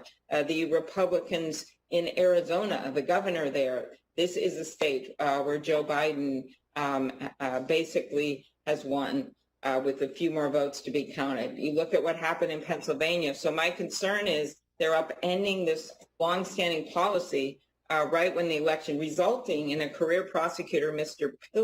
Pilger, I don't know if you know him, resigned yesterday because he saw this clearly, this was a reason for his resignation, as political interference in the work of the Justice Department. So you spent decades in public service, Mr. McCabe, and I want to ask you, what does it mean to you to see a career Justice Department employee resign like that? Well, I think it's incredibly concerning. As undoubtedly, Senator, you know from your own experience that people in the Department of Justice are typically committed to long and noble service. It's not just a job; it's a calling. It's what you choose to do with your life. So when people start resigning in protest over decisions that leadership makes, I think we should all take a very, very close look at that. In terms of election fraud generally, anytime you change a well-known, established policy regarding the political process in the middle of the political process, I think it raises some very legitimate concerns about what the motivation for that change was. And I think in the least case, it shines a very dim light on the department and its impartiality. And with a new president coming in, what steps do you think we should be taking to restore public confidence in the department and improve morale in the department? I think from my own experience, I look back on my own experience and some of the decisions we made in the FBI, and of course many of the things that have happened since. And, I think a return to the time-honored principles in the department and in the Bureau of being very careful about what we do and how we do it around the political process is, I think that's something that most people in the department and the Bureau would really embrace. All right. Well, thank you, Mr. McCabe. Thank you very much. Sure. Senator Cruz. Thank you, Mr. Chairman. Mr. McCabe, welcome. I'd like to start by discussing the Flynn investigation. As you know, the FBI team investigating General Flynn prepared a memo dated January 4th, 2017 to close the investigation into Flynn as lacking any basis to continue. The FBI had investigated and failed to find any derogatory information about General Flynn and determined he was no longer a viable candidate for investigation. But then, according to Peter Strzok, the seventh floor, the top brass at the FBI intervened to keep the investigation open. Were you the one who made the decision to keep the investigation open? I don't remember making that decision, but I certainly supported keeping the case open. I don't remember being the person that made that phone call, but I think that it was the right move to continue investigating once we had uncovered the information that we found. So despite the fact that the career investigators concluded that there was no basis and no derogatory information and recommended closing it, you made the decision, or at least you agreed with the decision to keep the investigation open on what basis?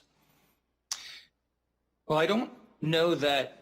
I don't recall that the investigators determined there was no basis to continue. My recollection from the conversations we were having about the Flynn case. The memo at that is a memo to time- close the investigation because it could not find any, quote, derogatory information about Flynn, and he was, quote, no longer a viable candidate for investigation. That's not ambiguous, is it? No, that's not the same as what you said before. And I, of course, don't have that memo in front of me, but our feeling at that time was that we had found very little, if any, incriminating evidence about General Flynn until, of course, we found potentially very incriminating evidence about him. Are you referring to the Logan Act theory? No, sir. I'm referring to the fact that we uncovered that General Flynn was having the sort of direct contact with the government of Russia that we were looking for in all of the first 4 cases of Crossfire Hurricane. Did you support using the Logan Act as a basis to go after General Flynn? The Logan Act was not used as a basis to go after General Flynn. We opened the case. You're aware on of the General White House Flynn. meeting where the notes show that Vice President Biden at the time directly suggested using the Logan Act to go after General Flynn? I'm not aware of that. You're not aware of that. Well, those are notes from your colleagues. I don't mean to interrupt, but I do. Senator, I can say what the reasons that I agreed with and approved opening the case, and that was because we thought that General Flynn might be having inappropriate contacts with Russia. That's why we opened the case. Inappropriate. So the only basis, this is a decorated 3-star general. The only basis that was put forward for what I think was a bogus political persecution and prosecution was an alleged violation of the Logan Act, which has never been used to prosecute anybody in the history of the Department of Justice. True? No, I don't believe that's true. I think Name one person that's ever been prosecuted under the Logan Act. No, I was referring to why we opened the case against General Flynn. I'm not aware of prosecutions of the Logan Act. I think for those who are listening, we're talking about a conversation between General Flynn and the Russian ambassador after the election while he's the national security advisor in waiting. Is that correct, Senator Cruz? We are. He's the incoming national security advisor. And Mr. McCabe, yesterday on MSNBC, Ben Rhodes, the former deputy national security advisor to President Obama, said that foreign leaders are already having conversations with Joe Biden, quote, talking about the agenda they're going to pursue January 20th. Mr. McCabe, based on that testimony, do you believe Joe Biden is violating the Logan Act? I'm not aware of Ben Rhodes' statements or Take it on faith he said what I read. Assuming that quote is accurate, it's a verbatim quote, is that a violation of the Logan Act under any plausible theory? I am not prepared to take your statement on faith. And I am also not prepared to conduct legal analysis. All right, you're a lawyer. Have you ever answered a hypothetical in court? If it is correct that I am accurately quoting it, something the Department of Justice frequently did wrong in this investigation, if that is what Ben Rhodes said, if Joe Biden is talking with foreign leaders right now, does it violate the Logan Act, yes or no? I'm not going to opine on a hypothetical question about what the Biden campaign... He is talking with foreign leaders, and it doesn't violate the Logan Act because the Logan Act is unconstitutional, which is why it's never been used to prosecute anyone. You authorized using it to go after General Flynn as part of a political persecution. I can give you the answer. Hell no, Joe Biden is not violating the Logan Act. The reason you won't say it is because that was your flimsy political basis to go after a decorated war hero because you disagreed politically with President Trump. Sir, none of that is correct. Which part? Pick any aspect. We didn't investigate General Flynn because we were concerned that he might violate the Logan Act. We were concerned... It is your testimony the Logan Act was not a predicate for the FBI and DOJ investigation of General Flynn? Really? There were no discussions of the Logan Act. There were no discussions of the Logan Act at the FBI or DOJ. That is your testimony under penalty of perjury before this committee. And I warn you, there is abundant evidence that there were. Senator, if you're not going to let me finish my answer, I'm not going to be able to accurately answer your question. Please go ahead. What is your testimony? Is your testimony, you just said there was no discussion of the Logan Act. Does that remain your testimony? No, Senator, that's where you cut off my testimony. Please continue. I would like to finish Please my continue. answer. Thank you.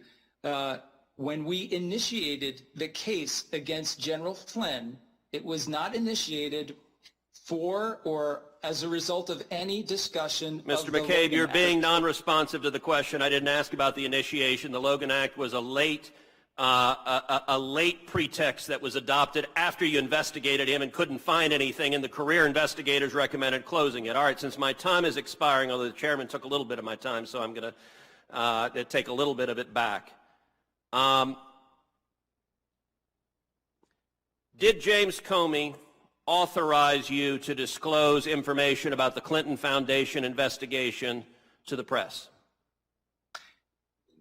I didn't need James Comey's authorization. I didn't ask if you needed it. I asked, did he authorize you to disclose it? That's a yes or no question. I authorized the disclosure. Okay, you're still not answering my question. Did James Comey know about it, and did he authorize it? Yes or no? Did he know about it? To my recollection, sir, yes, he knew about it. Did he authorize you? Did he in any way give you the green light explicitly or implicitly? I didn't ask Jim Comey. I'm not asking whether you asked. I'm asking, okay, according to the Washington Times, April 18th, 2018, Mr. McCabe insisted he told his boss that he had authorized disclosure about the Clinton investigation, but Mr. Comey has denied this claim. And Mr. McCabe told investigators that Mr. Comey knew he had authorized disclosure and agreed it was a good idea. Is that accurate? Is that your testimony to this committee? That is my recollection. So you're aware that your testimony is 180 degrees opposite Mr. Comey's sworn testimony to this committee, in which he insisted he has never authorized anybody to leak to the press. I'm not going to say what Director Comey said or didn't say to you. That would, however, your characterization of a leak is not accurate. The FBI has records that will establish whether you're telling the truth or Mr. Comey's telling the truth. Do you believe the FBI should make those records public so if you're telling the truth, you can be vindicated, and if Mr. Comey's telling the truth, he can be vindicated? I'm not sure what records you're referring to, Senator. Any and all emails, correspondence, records whatsoever indicating that Mr. Comey knew of your leaks and authorized them. I would very much like to see those records as well. As would I. Thank you. Senator Blumenthal, but I just want the American people to understand that was it wrong for General Flynn to talk to the Russian ambassador since he was going to be the new incoming national security advisor? Is that a question to me? Yes, sir. Yes. Our concerns about General Flynn's contact with Ambassador Kislyak was that the general might be maintaining some sort of hidden or deniable contact, and that he might have been the person in the campaign who coordinated efforts with the Russian government. The fact that General Flynn lied about his contacts with the Russians made it doubly concerning to us. The fact that General Flynn then lied to his boss, the vice president, about those contacts also was greatly concerning to us. Well, let me just say this. General Flynn told the FBI agents, you have the transcripts, you know what I said. The FBI agents came back and said they didn't think he lied. But the problem we have here is this is after the election is over, that the National Security Advisor has every right in the world to be talking to foreign governments, foreign ambassadors. It's going on as I speak. I'm sure the Biden administration, believing they have won, is beginning to reach out to foreign governments to talk about their agenda, whether it be China or anybody else. This whole idea that you would surveil the incoming National Security Advisor after the election, after the professionals in the field said there's no there, bothers a lot of us. Senator Blumenthal. Thanks, Mr. Chairman. Mr. McCabe, let me give you an opportunity, since you've been interrupted by my colleague in the midst of actually threats of perjury, to clarify any of the answers or expand on them in any way that you would like. If there's anything you have to add, I'd welcome your remarks. If not, I'll turn to my question. Thank you, Senator. I think it's important to keep in perspective that the FBI opens counterintelligence cases sometimes when they suspect that someone may have had inappropriate or improper or illegal contact with a foreign power.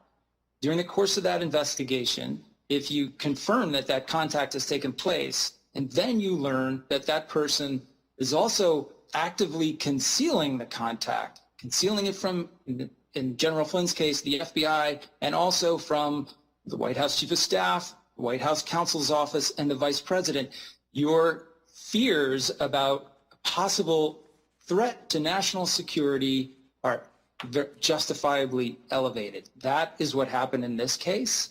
And so questions about a Logan Act prosecution that never took place, I think, are misplaced.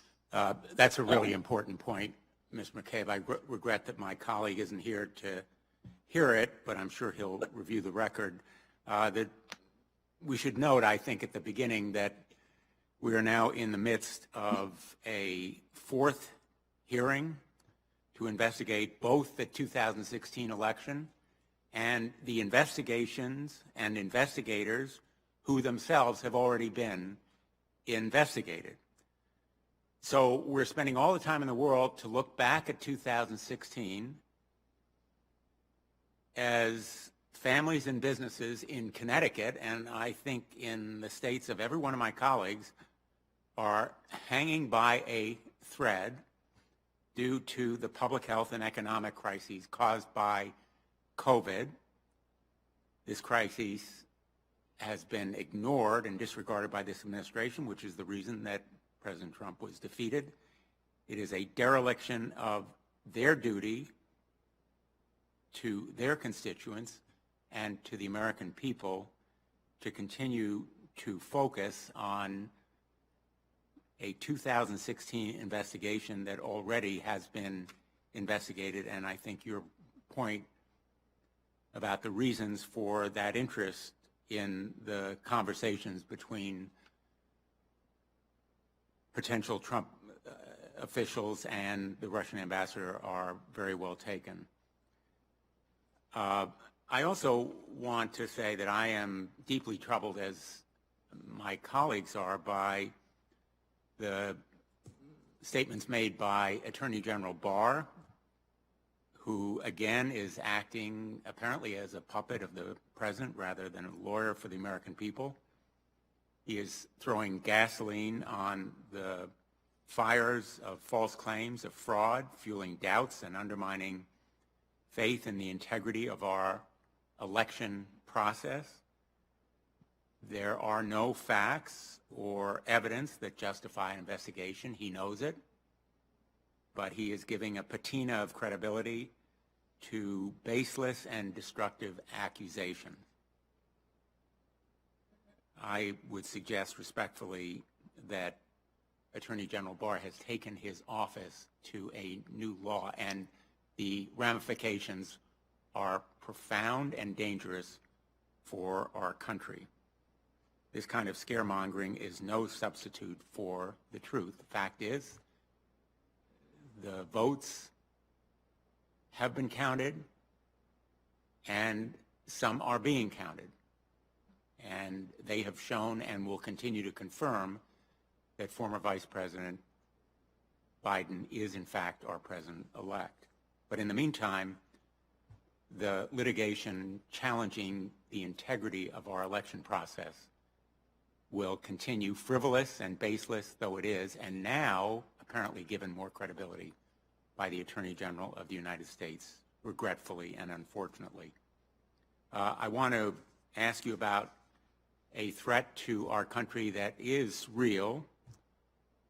Just a few months ago, the FBI director publicly testified to the House Committee on Homeland Security that, quote, racially motivated violent extremism, end quote, constitutes a majority of domestic terrorism threats. In fact, white supremacists in particular were responsible for 49 homicides in 26 attacks from 2000 to 2016. That's more than any other extremist movement. Recent attacks include the April 2014 mass shooting at a Jewish community center in Kansas, the June 2015 mass shooting at the Emmanuel AME Church in Charleston, and others. Mr. McCabe, let me ask you, how long have we known that white supremacists and other far right-wing extremists pose significant domestic terrorism, national security, or public security and safety threats to the United States? We've known about the threats posed to this country by domestic terrorists and specifically white supremacists and right-wing groups for many years, certainly long before I even joined the FBI. And one of the seminal moments in my desire to join the organization was when I, like the rest of the country, sat in horror on the day that the Alfred P. Murrah Federal Building was destroyed in Oklahoma City. So this is not a new threat. I think what's new for the FBI right now is the focus and intensity they are bringing on this problem set, which is absolutely called for and necessary. And when the president makes the kind of comments that he did, and I'm sure you're familiar with them, that a particular right-wing group should stand back and stand by, do those kinds of comments have an effect on those groups in encouraging them? They absolutely do. Favorable references and shout-outs and comments to these fringe groups have the effect of confirming their beliefs. They interpret these comments as signals and signs of approval and support, and really can risk putting more momentum and kind of fervor behind what they're planning to do. Thank you, Mr. McCabe. My time has expired. Thanks, Mr. Chairman. Thank you very much. I think we're waiting to see. Senator Graham? Yes, sir. I'm sorry, sir. Would it be possible just to take a brief absolutely. break? Yeah, absolutely, sir. 5 minutes, is that okay? That would be great. Thank you. Okay, we'll take a 5-minute break. Thank you.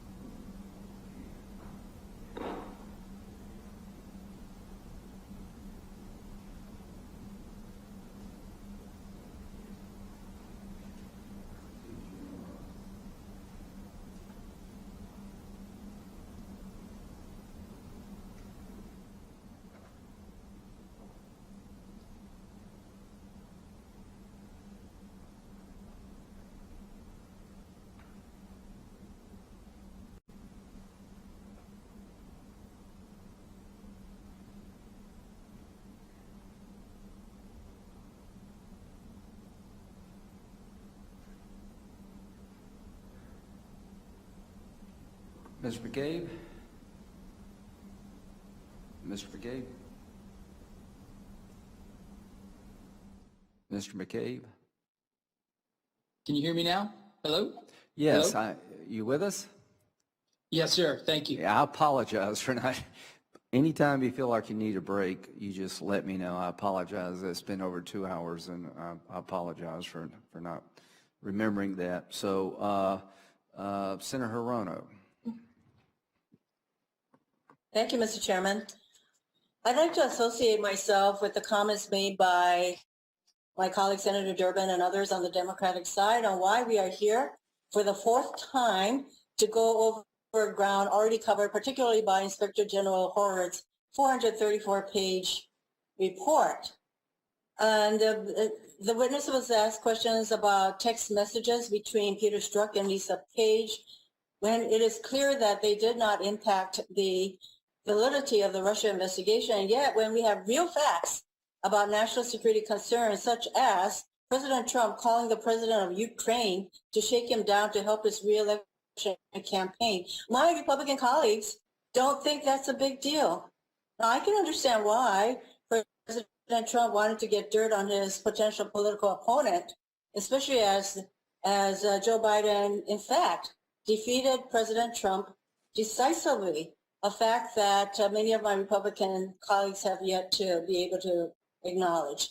And so we are here for the fourth time for many more hours of hearings on grounds that we've already covered instead of dealing with the real questions of the day.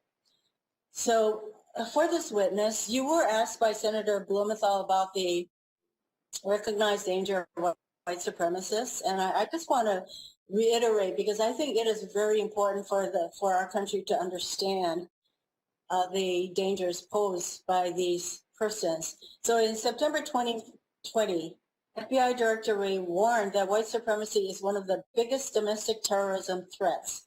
News reports around the same time also indicated that the Department of Homeland Security had reached a similar conclusion that white supremacists are the deadliest domestic terror threat facing the country.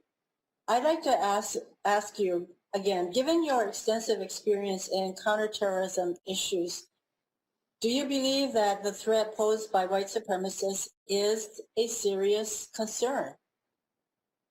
Well, Senator, I know that it is a serious concern, and I certainly take Director Wray's assessment that it is the most serious concern on the counterterrorism side that we face right now. It makes a lot of sense in light of the fact that as our foreign terrorist targets appear to be in a state of less organization, and their operational activity and recruitment in this country seems to have tailed off a bit. I don't have any access to the classified information, but certainly seems that way. There's no question that the domestic terrorist scene has not tailed off. If anything, it has increased over the last few years.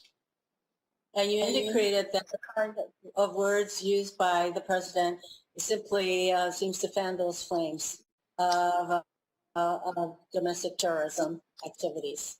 That's correct. I believe you That's correct. responded that way. Yes. Before the election, President Trump and Attorney General Bill Barr repeatedly made false claims of mail-in voter fraud.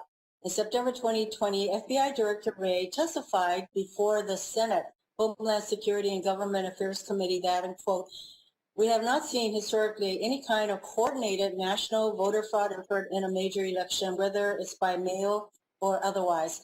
Now that millions of Americans have voted without evidence of fraud, President Trump and the Republicans have refused to recognize the results of the election, and instead they have gone to court many times at this point, losing pretty much every, I think they've lost every single one of these voter fraud cases, to prevent validly cast votes from being counted.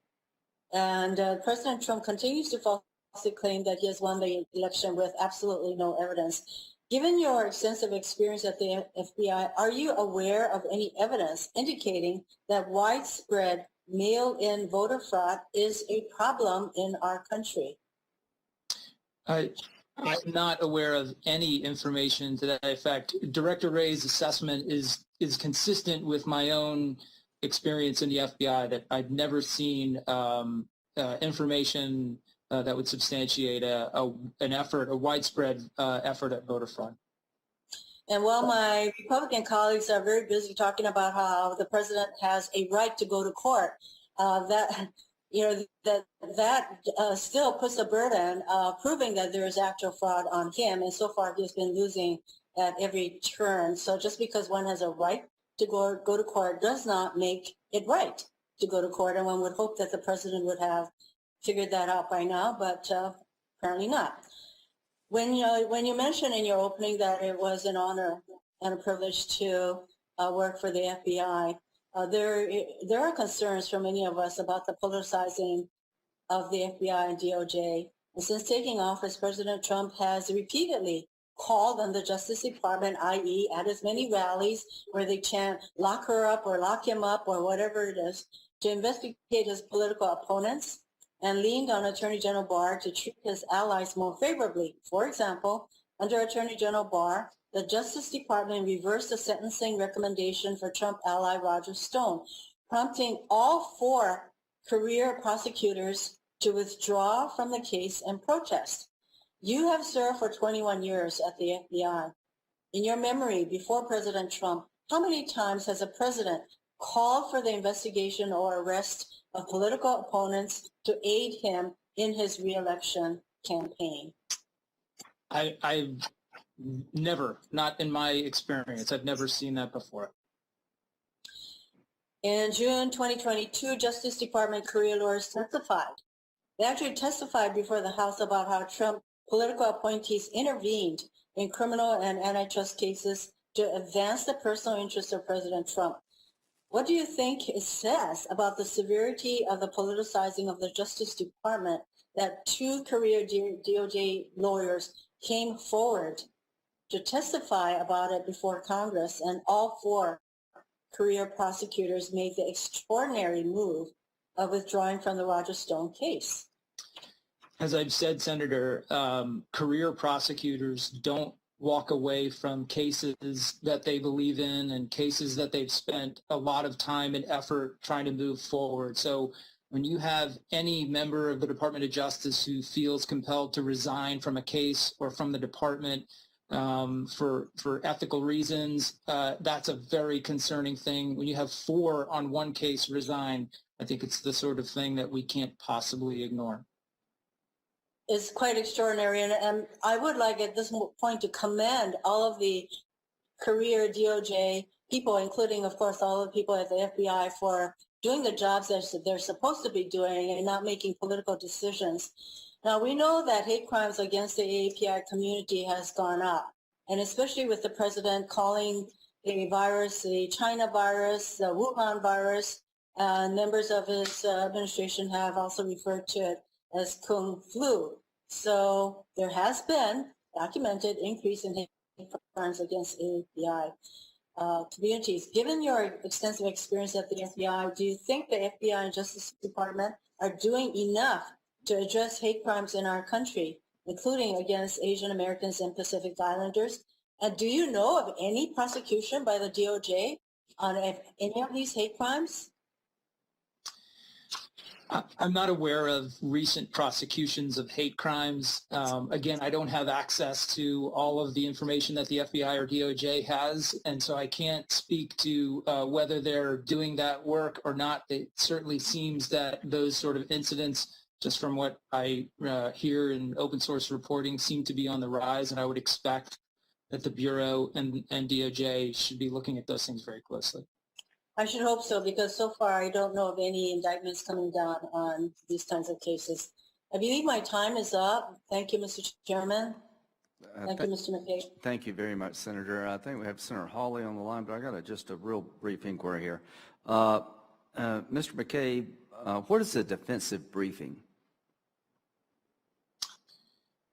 A defensive briefing is typically when we reach out to an individual who we think might be the subject of some sort of malign activity from a foreign government or a foreign power, and try to make them aware of the threats that they might come across. An example would be, I think Senator Feinstein had a staff member that was suspected of being connected to the Chinese intelligence community, and she was briefed about that. Is that correct? Would that be an example? That sounds like the sort of information or a sort of situation in which we would give a defense coverage. And she took corrective action by dismissing that person. Was there ever a defensive briefing given to Hillary Clinton about concerns about her campaign being reached out to or interfered regarding foreign actors? I'm not sure, Senator. I saw some of the documents on the committee's website seem to indicate that, but I don't have an independent recollection of that briefing. Well, I can just assure you that she was. There was a suspicion that a foreign government may have been trying to aid her campaign. She was briefed about it. Counterintelligence investigations are designed to protect entities from foreign influence. Is that correct? I'm sorry, could you repeat the question? Counterintelligence investigations are designed to protect American interests against foreign influence. Is that correct? That's right. Counterintelligence investigations are designed to mitigate threats to national security. So like Senator Feinstein could fire somebody that was on her staff to mitigate it. Is that a good example? That could certainly be one way to mitigate a threat. At any time during the multiple counterintelligence investigations that were conducted against Trump campaign officials, was there ever a defensive briefing given to President Trump about the concerns you had about Mr. Papadopoulos, Carter Page, or anyone else, including General Flynn? Not that I'm aware of. Why?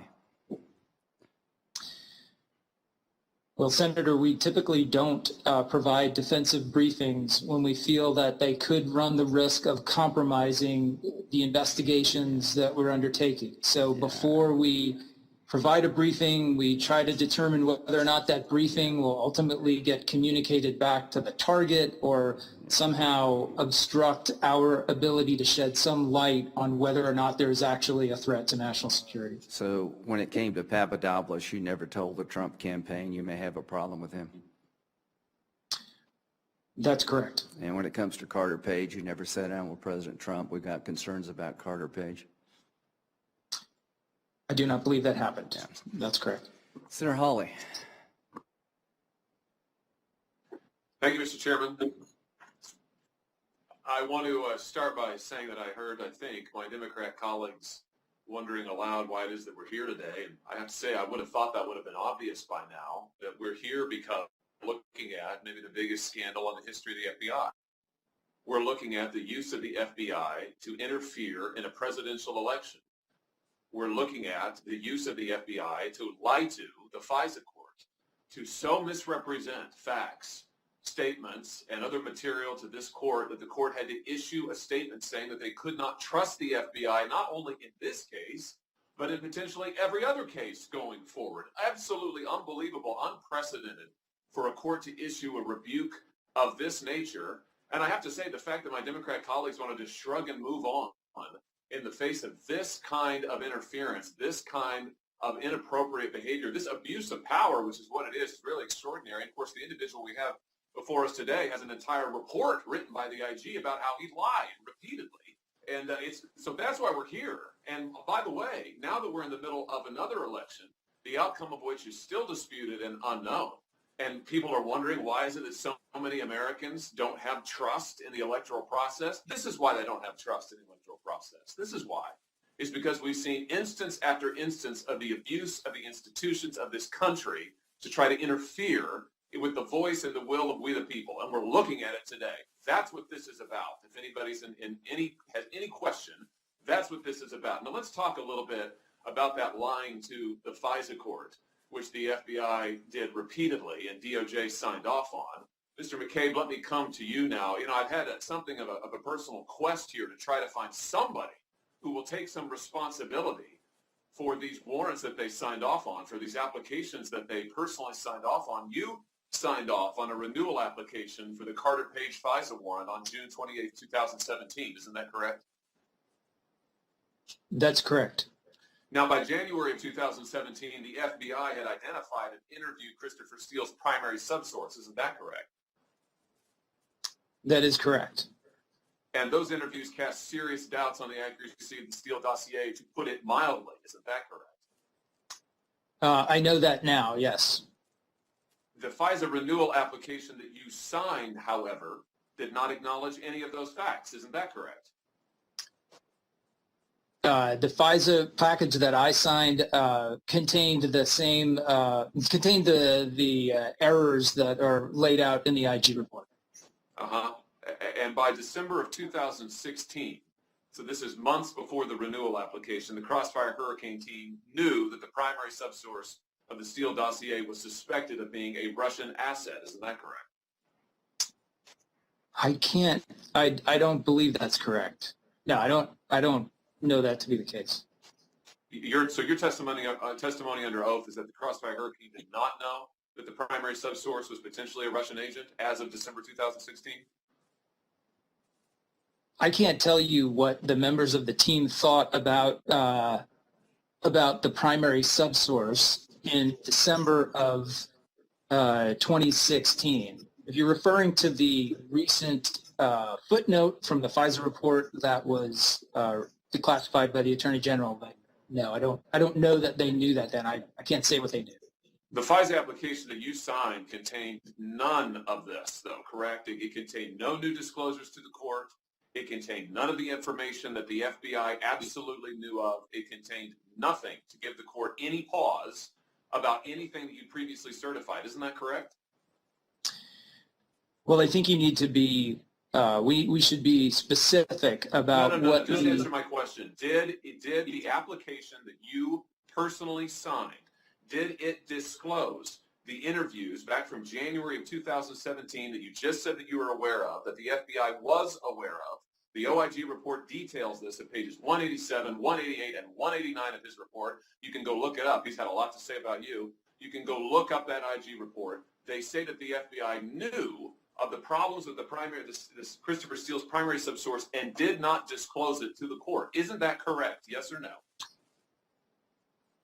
The IG report, is my understanding, sir, details 17 errors that were present in the package that you're referring to. Answer my question. Did the report that you personally signed, did it disclose the FBI's interviews in January of 2017? You signed the new application in June of 2017. Did it disclose the interviews casting serious doubt on the primary subsource? Yes or no? We both know the answer is no, but why don't you just say it? No, right? It did not disclose serious concerns with the primary subsource. Why didn't it? Why didn't you notify the court of this new information? Is it because you wanted to continue to undermine the election of Donald Trump? Let me ask you this. Didn't you send a text message on June 24, 2016 saying that I hope the Brexit vote doesn't predict a similar outcome here in November? Okay, so I'd like to answer that. I'd like to answer your question, sir, but I'm going to need a little bit of space to get in a complete answer. Why did you answer that question? Why did you send that text message? I am, sir, as you know, I have not been able to review my text. I do not have my text in front of me here. I requested access to my materials, was denied that access, so I'm not prepared to answer your questions based on my text messages. Oh, you don't recall them or you deny? Here's what it says, quote, I hope it, meaning the Brexit vote, doesn't predict a similar outcome here in November, end quote, June 24, 2016.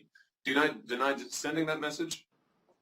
I don't know, sir. I haven't seen any of those text messages in over 4 years, and I'd like to be able to continue to, I'd like to give you a complete answer, but I'm having a hard time. When you speak over me, it cuts off my ability to respond. Well, why don't you answer my question? Do you have no memory of that text message? Is that what you're saying, of June 24, 2016? Sir, I don't remember text messages I sent in 2016 that I haven't seen since then. So, yes, I don't have a recollection of text messages from 4 years ago. That's correct. Yeah, very convenient. I noticed that everybody who comes... It would be much less convenient. It would have been really convenient to be able to review those materials before today. Memory lapses, including you, Mr. McCabe. It's really extraordinary. Really extraordinary. Let me ask you about this text message. Peter Strzok sent this to Lisa Page on August 15, 2016.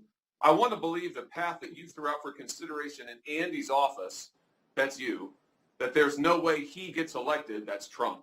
But I'm afraid we can't take that risk. I'd like an insurance policy in the unlikely event you die before you're 40. It's like an insurance policy in the unlikely event you die before you're 40. Why were you talking about the likely outcome of an election with two line agents who were working on a case, the Carter Page investigation at that time involving the president? Don't you think it's inappropriate? I think your question is, the premise of your question is not accurate. I don't recollect ever talking to Peter Strzok or Lisa Page, only one of whom is an agent in the FBI, about the election or about that conversation that is referenced in their text message, which I was not a part of. Okay, so you're saying that that didn't happen? You deny that that happened? I don't recall that ever happening. Just before we leave the FISA warrant application that you signed, the renewal application, how is it that the court was so deliberately and disastrously misled such that it had to issue a public rebuke at the FBI? Do you take responsibility? I disagree with your characterization that the court was deliberately misled. Oh, really? Yeah, that's correct. You think it was just an accident? I think that there were numerous and objectionable errors and omissions in that package, but I don't think the falsification of an email, do you think the falsification of the email to the FISA court was an accident? Senator, I am not aware of, Mr. Kleinsmith's activities I was not aware of until I read the IG report. I know that he has taken responsibility for those representations, and I understand that. The errors and omissions in that package, other than Mr. Kleinsmith's admitted activities over the report from the CIA, I do not know any of those other errors to have been proven to be intentional acts. Senator. Right. Okay, so we've established that. Senator Hawley, your time has expired. Thank you, Mr. Chairman. Okay. Senator Blackburn. Thank you, Mr. Chairman. Mr. McCabe, thank you for being with us today, listening to you, just answering Senator Hawley's question. It reminded me that you are spending a lot of your time on CNN these days, and of course, this is not a debate on CNN. This is a hearing of the Senate Judiciary Committee, and I have to say, when did you go to CNN?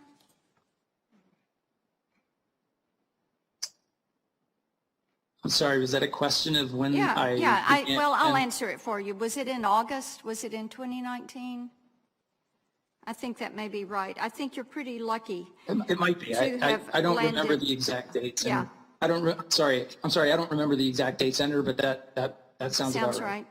Yeah, I think you're pretty lucky to have landed a job pretty much anywhere after having been fired from the FBI, and I think that the IG publicly flogging you in his report, and the AG fired you a month later, and that was a pretty sad demise, I guess, of your career in public service. And you were set to retire at the tender young age of 49. Isn't that correct? No, ma'am. Okay. That's not correct. What is correct? FBI agents become eligible to retire when they reach age 50. Okay. All right. And you've got a lawsuit against the federal government now claiming that you had a record of unblemished and nonpartisan public service, and you're demanding that the court reinstate your employment as Deputy Director of the FBI and pay you your full pension. Is that correct? That sounds correct, ma'am, but I'll let the legal papers speak for themselves. Let me ask you this. Listening to you today and having read some of the things around your career, how did you get caught up in such a web of deceit and obstruction and cover-up? And is this culture standard operating procedure at the FBI? Well, I'm not sure I understand the point of your question, but I also don't point of agree my with the question is this. characterization I'll help of the you with culture it. at the FBI. Let me help you with that. You didn't want to answer Senator Cruz's questions about corruption, and I can understand why. But what you have to understand, that as overconfident as you all were in the plot that you were carrying out at the FBI in your government job paid for by taxpayer dollars, you all had created this web and culture of corruption and cover-up and obstruction, and you thought that you could do it. You thought you would be able to get by with it, but you got caught. You've said today that you wish you could reconsider your decision requesting the FISA warrant on Carter Page and whether or not Director Comey should have held the press conference on Hillary Clinton. And listening to your answers, I think I have never heard of an action. Every criminal I have heard in a case, they generally will say they wish they hadn't committed the crime, or that someone who has done something wrong wishes they had not done that wrong. So you took these actions. You've been called out by the IG and the AG. Why shouldn't you be prosecuted for your actions? Senator, first of all, there was absolutely no plot or scheme or conspiracy between myself or any of the folks that I worked with in the work that you've referred to, okay? Secondly, I'm not aware of a single, other than Mr. Kleinsmith's admissions, I am not aware of a single act or even an allegation against anyone who was involved in these cases Was the IG wrong? Committed a crime. Was the IG wrong? I'd like to finish my answer, Senator. Well, it's my time, and I've only got 2 minutes left. How long have you known Christopher Steele? I do not know Christopher Steele. I think you've known him about 2 decades, right? How long has Bruce Orr known Christopher Steele? To be clear, Senator, I don't know Christopher Steele. I've never met Christopher Steele, so that's not correct. And I can't tell you how long Bruce Orr has known Christopher Steele. Okay. The exculpatory information on the Crossfire Hurricane, on Carter Page's recorded conversations, and that was not disclosed. What are the consequences under the FBI rules for when an FBI agent lies or otherwise misleads a federal court? So the failure to disclose the Carter Page information is not as far as I'm aware, was not determined to be a deliberate misrepresentation to the court. So to answer your question about misrepresentations to the court, generally, FBI people would be disciplined in the same way anyone in the judicial system would if they were found to have deliberately and intentionally misled the court. So you feel like no one did anything wrong?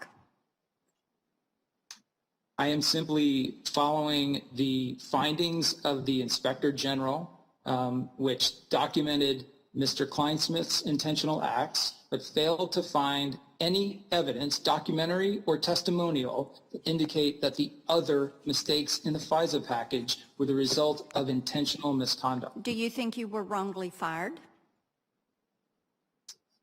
Yes. Yes, I do think I was wrongly fired. And yes. You think you did nothing wrong? That's correct.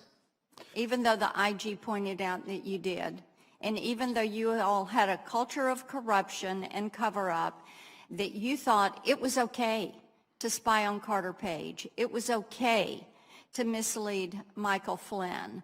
This is a sad state of affairs, and I am pleased that you are no longer a part of the FBI. Senator, I'd like to answer those allegations. Yeah, please go ahead. Yeah, so no, I categorically refuse to agree with your assertions. No one that I am aware of in the FBI conducted any activity that should leave them susceptible to criminal prosecution, certainly including myself, as someone who's now been the subject of investigative activity for years, for no baseless, the subject of a baseless investigation conducted by the U.S. Attorney's Office for almost 2 years, which concluded in a dismissal of their case. So no, I don't believe that I committed any crime. I know I never committed any crime working for the FBI. And yes, I believe that the conclusions in the IG's report were baseless. I believe it was a flawed and misleading and deeply unfair investigation that led to my unfair termination. Well, Thank you. if you know nothing about what was done, and Yates and Rosenstein and Comey all said they knew nothing about any of this, how in the world did it get so far off track? Thank you, Mr. Chairman. I yield back. Thank you. We'll go to Senator Kennedy next, but this is an important point. If somebody knew that the dossier was unreliable, do they have a duty to report to the system the information they found? I think that's true, yes. Okay. Is it fair to fire somebody who knew and failed to report? Well, it would depend, I guess, on the circumstances of where and how that happened. But Well, it see, certainly seems that could be the result. Yeah, Mr. McCabe, here's the problem. The problem is that by June of 2016, it was pretty clear that the dossier, was no longer reliable, that multiple stop signs had been run, that the CIA is suggesting that maybe Hillary Clinton signed off a plan to cook this whole thing up. She was defensively briefed, Trump never was, and the fact that this information was gathered in January and March, the stunning to now know that the subsource disavowed the document that was used to get a warrant, and nobody at the top had any idea that that occurred, is just earth-shatteringly disappointing. Do you understand how people could be disappointed in that? I do understand how people could be disappointed in that, sir. I'm disappointed in it myself. Yeah. And the point is, after a while, Mr. McCabe, it gets to be hard to reconcile all of this and come out and say that there was is it still your testimony that the Trump campaign and the Clinton campaign were equally treated when it came to allegations?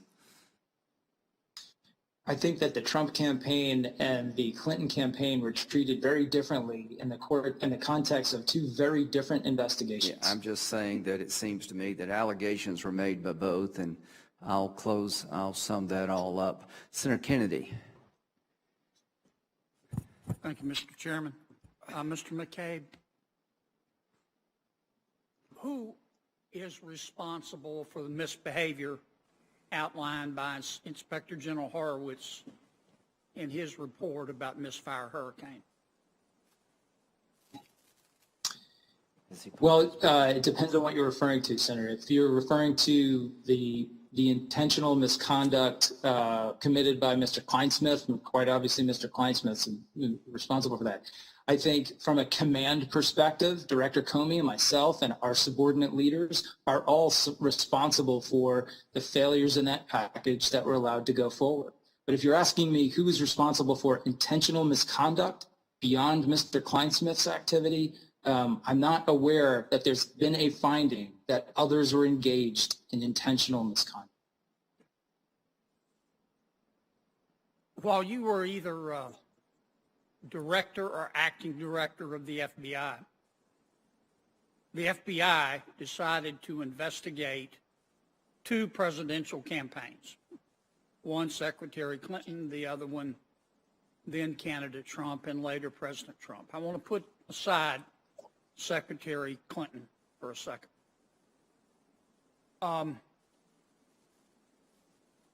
When the FBI decided to investigate candidate Donald Trump,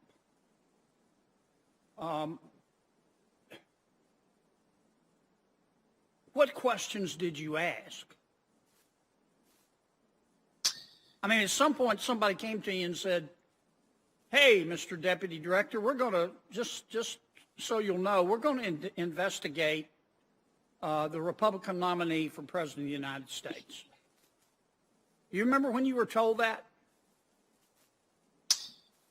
So if you're referring to our initiation of the Crossfire investigation, so the investigation of the Trump campaign, I do remember conversations at the end of July 2016. Okay, I'm not interested in the date. Excuse me for interrupting. I apologize. Would it be fair to say that the Christopher Steele dossier was the keystone of the investigation? No, sir, that's not accurate. Oh, well, how important was it?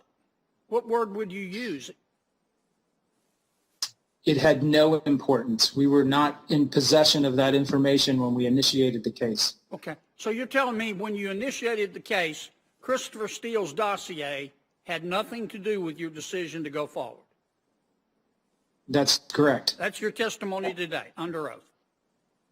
It is. Okay. At some point, the Christopher Steele dossier became important, did it not? The Christopher Steele reporting came to us in the middle of September, and it became important to us at that time. Okay. Now, when you heard about the Christopher Steele dossier, did you ask to interview Mr. Steele? I mean, you're only investigating a candidate for President of the United States. After you've already investigated one, now you're on the second one. Did you say, hey, I'm the deputy director here, I'm responsible, I want to talk to Christopher Steele? Did you do that? I did not personally speak to Mr. Steele, but our investigative team traveled overseas. Why not? You're the deputy. This is what I don't understand about this whole thing, Mr. McCabe. You're the deputy director of the FBI. And your people have decided to investigate the Republican nominee for President of the United States after already investigating the Democratic nominee. And at least in part, at some point, it was based on the Chris Steele dossier. Now, you can run from that one, but you can't hide from it.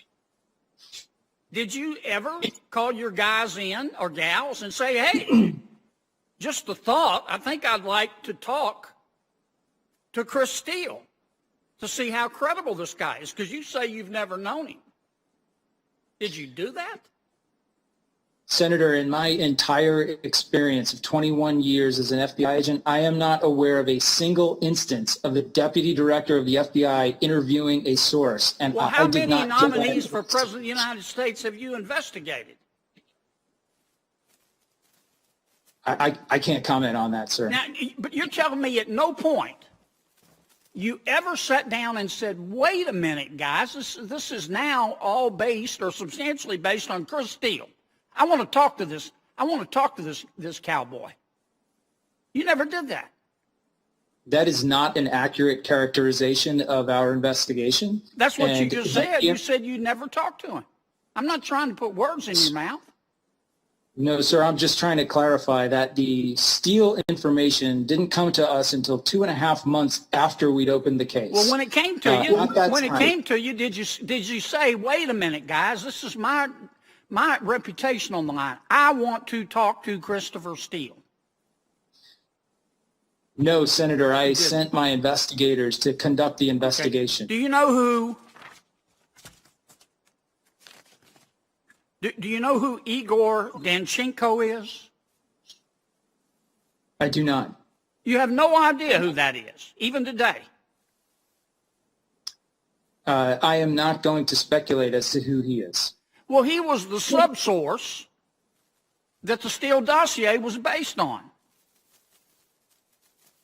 So Senator, you're telling, I want to be sure I understand. You're the assistant director of the FBI. You've decided to investigate the Trump campaign. You get this dossier, which, whether you admit it or not, was the basis for all the FISA warrants. You never sat down and said, I want to talk to Chris Dossier or Chris Steele. If you had talked to Chris Steele, you would have found out that his subsource was Igor Danchenko.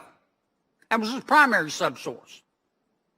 Danchenko was not, he wasn't from Russia. He was some guy in Washington, D.C. working for Brookings. He went to the University of Louisville. He went to Georgetown. He was buddies with Dr. Fiona Hill. He was relying on his drinking buddies. Why didn't all of you folks who are running this show say, wait a minute, this is all centered around Chris Steele. We better talk to Steele, and we better talk to this guy Danchenko. Senator, it's important that I get this out. So if you could give me just a second. Sure. I am not sure that I have now read the report of the subsource interview, and the interviewee's name is still redacted in that report. So I do not feel comfortable acknowledging or confirming or denying any identity that might be associated with that person. His own lawyers said it was him. Here's what it looks like to the American people, Mr. McCabe. The FBI didn't even try here, the people making the decisions. You wanted to investigate Trump. I mean, this is a nominee for President of the United States. You've already investigated the other one and potentially screwed up her campaign.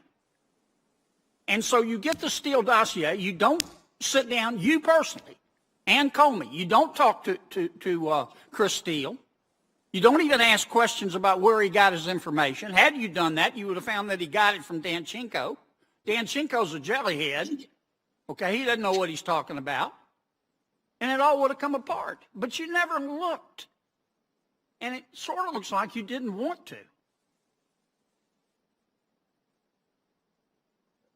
Is that a question? Yes, sir. Yeah. So I can't possibly disagree more strongly with the way you framed that question. That while it is true that I never sat personally with Mr. Steele or any of his alleged sources, our team spent a great deal of effort interviewing him, interviewing other people that they thought were relevant, and trying to get to the bottom of the material that he provided. So no, we were not predisposed to investigating the president. It wasn't something we sought out to do, but we felt that the potential national security threat put us in a position where we were obligated to investigate. That's what we did.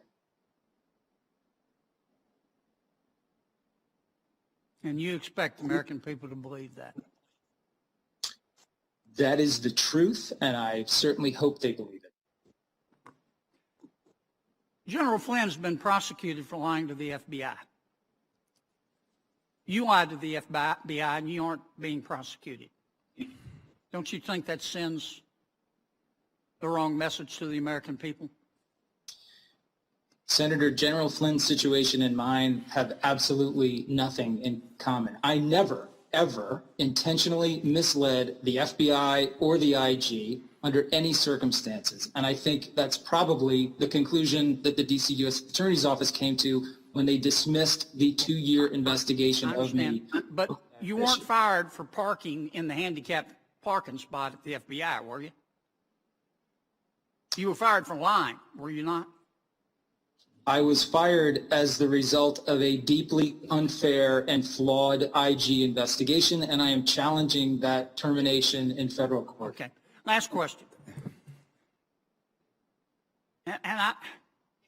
Do you have any idea, Mr. McCabe? I don't think Mr. Comey does.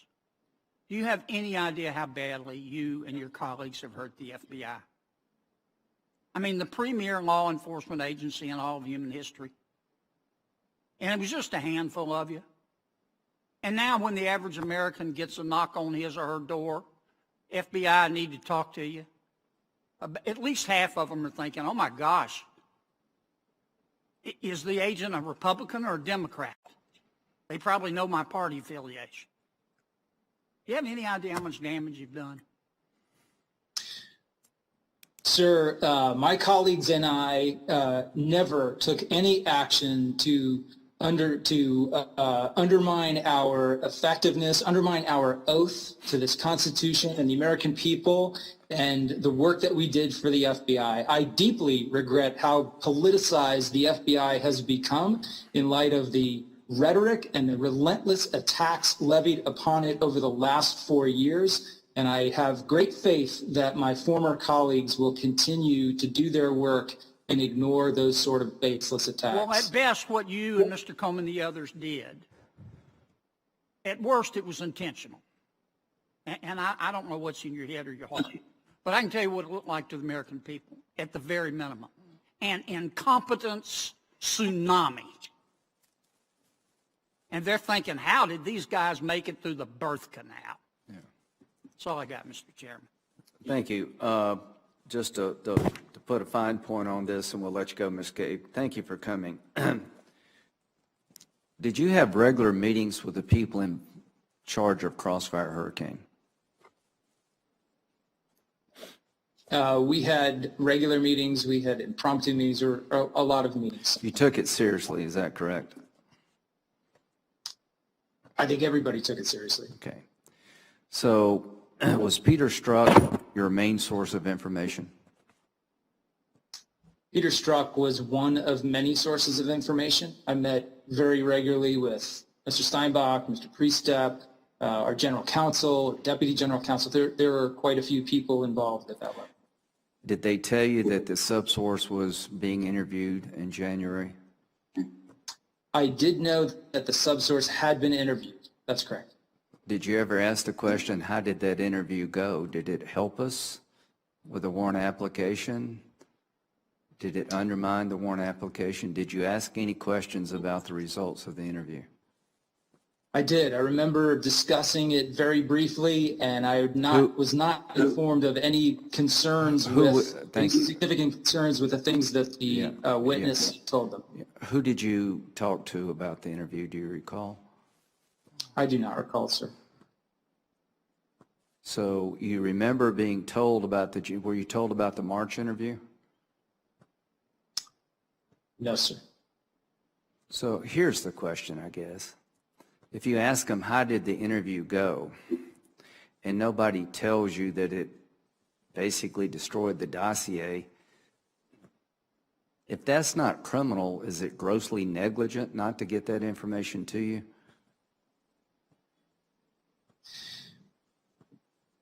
I think that the case team should have had much more detailed conversation within themselves and also with the department attorneys who are writing the FISA. Is the blame? Senator, I think the information that they included in the FISA package about that interview, albeit wildly misleading, I think it reflects how they thought about the interview at that time. And I think they didn't think about it critically enough. If you look at this interview and you're not wowed by how unreliable the dossier is, you don't want to see it as being unreliable. Now, you're in charge, the number 2 guy, of one of the most consequential investigations in the history of the FBI. It begins to fall apart. One stop sign after another is presented to the FBI. The CIA tells the FBI that this is internet rumor. You need to watch Christopher Steele. The State Department talks about him trying to take Trump down. Bruce Orr talks about you need to watch this guy. When the subsource is actually interviewed, he shreds the document as being reliable, and nothing seemed to work when it came to making sure that the true facts got out to the court and others. Nothing seemed to work. Can you give me an explanation as to why, when it came to the exculpatory part of this, nothing seemed to work the way it should? Senator, I can only rely on the findings I've read in the IG report. But you were the number 2 guy. You were in charge of all this. How is it possible that the number 2 guy in the FBI was not informed about these major breakdowns regarding the reliability of the dossier? Were you not informed about the email from the CIA saying, yeah, actually, Carter Page, he was a source for us? Senator, I can't answer for you why I did not know something at the time. Okay, well, I can't comment on it. Yeah, that's the purpose of the hearing. The purpose of the hearing is to make sure that we find answers to how the system failed so it doesn't fail again. And I appreciate you coming. I'm sorry I didn't give you a break. And we will continue, in spite of my Democratic colleagues' protestations, we're going to find somebody accountable for something when it comes to Crossfire Hurricane. And thank you very much, Mr. McCabe, for participating in the hearing. I appreciate it very, very much and wish you the best. Thank you. All right, now as to why I'm doing what I'm doing.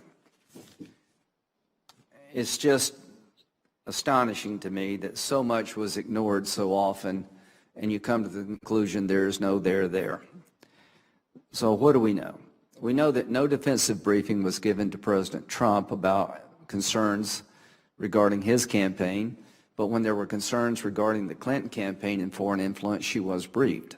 We know that Senator Feinstein was briefed when the FBI thought maybe a member of her staff was connected to the Chinese intelligence community. All of these investigations of the Trump campaign were counterintelligence investigations. Not one mentioned to President Trump, you may have a problem with Papadopoulos. Well, if you look at the transcripts of the bar talk with Mr. Papadopoulos, he says in the transcripts, he didn't even know he was being recorded, that no, he's not working with the Russians. He hasn't received any information from Russia. That would be treason. That would be a crime. The whole premise of Crossfire Hurricane was a report by an Australian ambassador to the United Kingdom that was given to somebody in our office in London. That makes its way back to Washington. They've got all this information where Papadopoulos denies working with Russians, and they just plow ahead.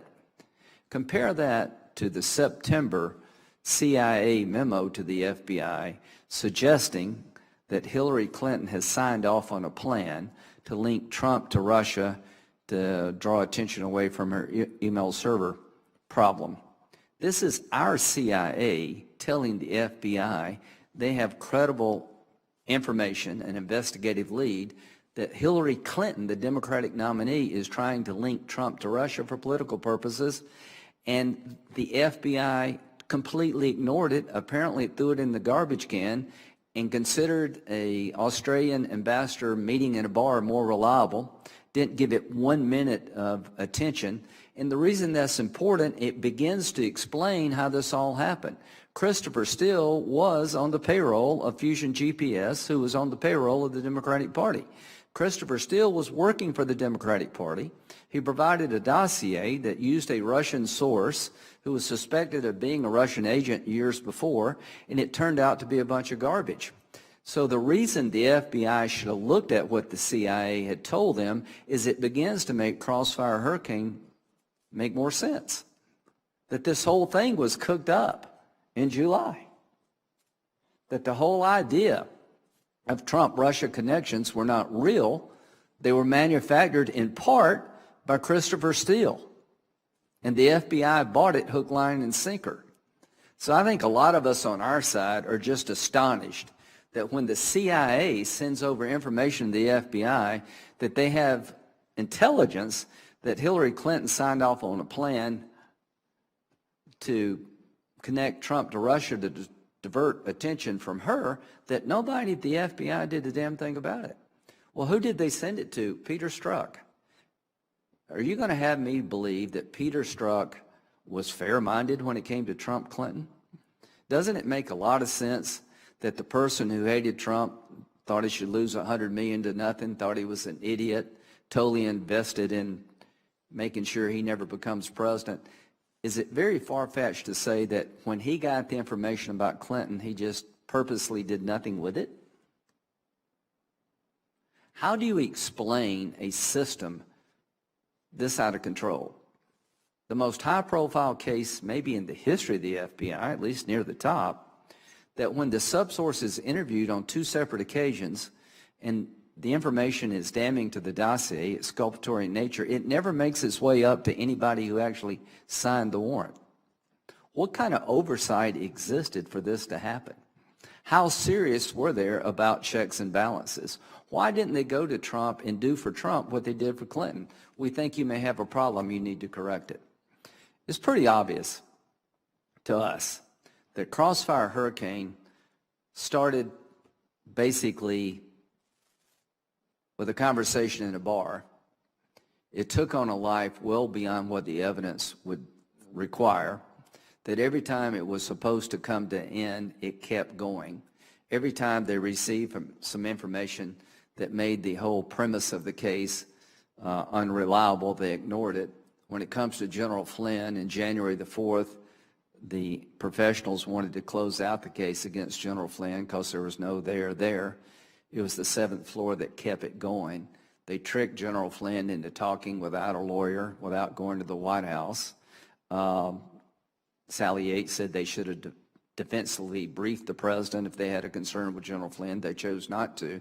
They set him up and acted very dishonorably toward General Flynn.